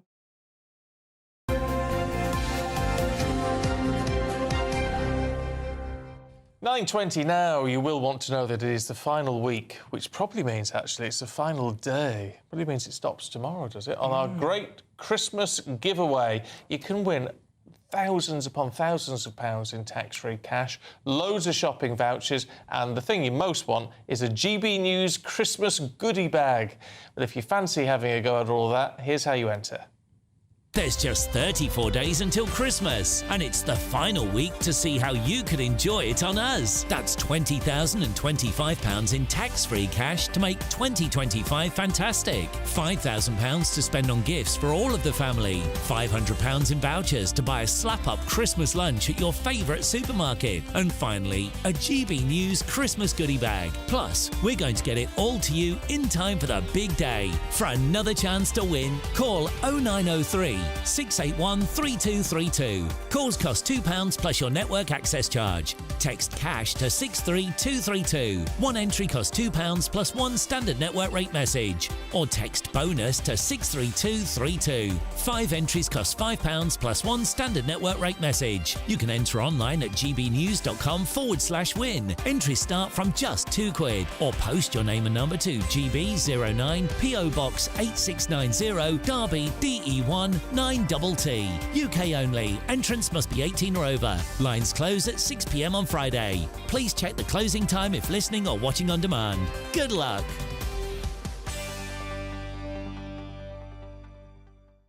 Best of luck to you on that. Now, in our poll of the day today, you can scan the QR code if you're watching on TV now. We're asking, should British missiles be used against Putin? Those storm shadows have been sent.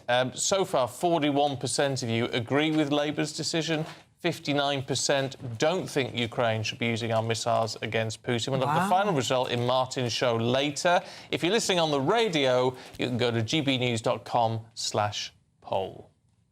Well, stay with us, though. Britain's Newsroom is coming up at 9:30, so Andrew Pearce and Dawn Neeson are here to tell us what's coming up on today's show. Good morning.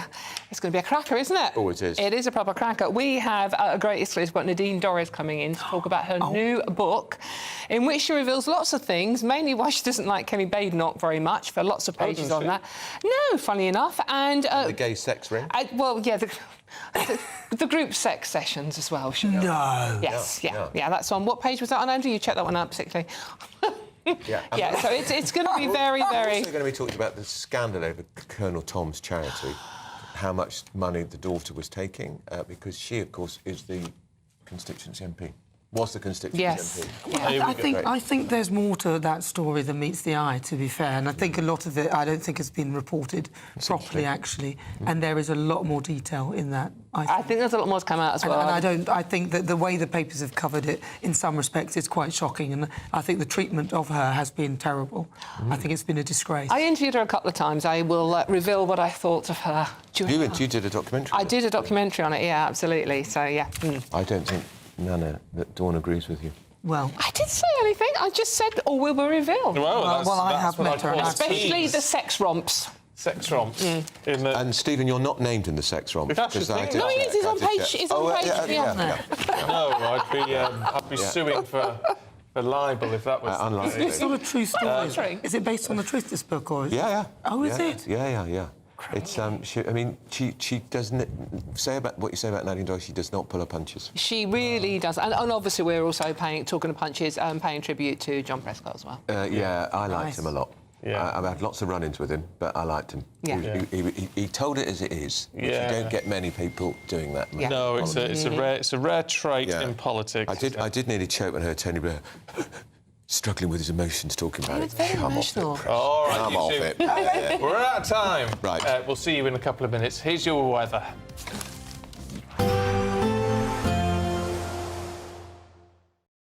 Expect a warm front, moving from the kitchen right through to the rest of the house. Boxed Boilers, sponsors of weather on GB News. Morning. Time for your latest weather update from the Met Office here on GB News. Another cold one out there today. Ice and snow again. A bit of a hazard for the journey to work. For many, it'll be a fine, bright day with sunny spells. But we have seen wintry weather in the southwest through the night and staying pretty soggy here through the day and cold with further snow to come. Mostly over hills, but even some getting down to lower levels at times. Plenty of showers packing into the north of Northern Ireland, northwest England, western Scotland, and the snow showers keep on coming in northern Scotland. For much of eastern England, though, fine and sunny, but it is cold. Starting off below freezing, struggling to 3 or 4 degrees in many locations. And when you add on the breeze across northern Scotland, well, it feels even colder. And cold enough, certainly, for the snow showers to come piling in. Maybe rain right on the coast, but plenty more snow showers packing in, particularly over the hills. So further accumulations of snow likely, not very pleasant on the roads. And as we go through this evening and overnight, we could see a bit more in the way of wet weather returning to Northern Ireland and northwest England. That will mostly be of snow only over hills, lower levels rain, but we could see some further coverings of snow in places. Same goes for southwest England through the day today. Wet weather slowly pulling away this evening. But again, a few spots could see a centimetre or two more snow. And that zone over northern England pushing into Wales and the Midlands, again, might wake up to a covering. And even if the showers are of rain, that's still going to cause a few problems as temperatures drop down to freezing or a touch below. Could well be very icy through this evening and first thing again tomorrow morning. We'll continue with some snow showers in northern Scotland. The showers across Northern Ireland, Wales, western parts of England will turn more to rain as we go through tomorrow because slightly milder air is moving in. Again, for much of eastern England, some good chunk of the south, it'll be a dry day, much brighter day for South Wales and southwest England compared to today, and a little bit milder as well. But for many, still feeling pretty cold tomorrow. There will be a light breeze in the morning, leading to a warm front. Boxed Heat Pumps, sponsors of weather on GB News. The latest GB News travel.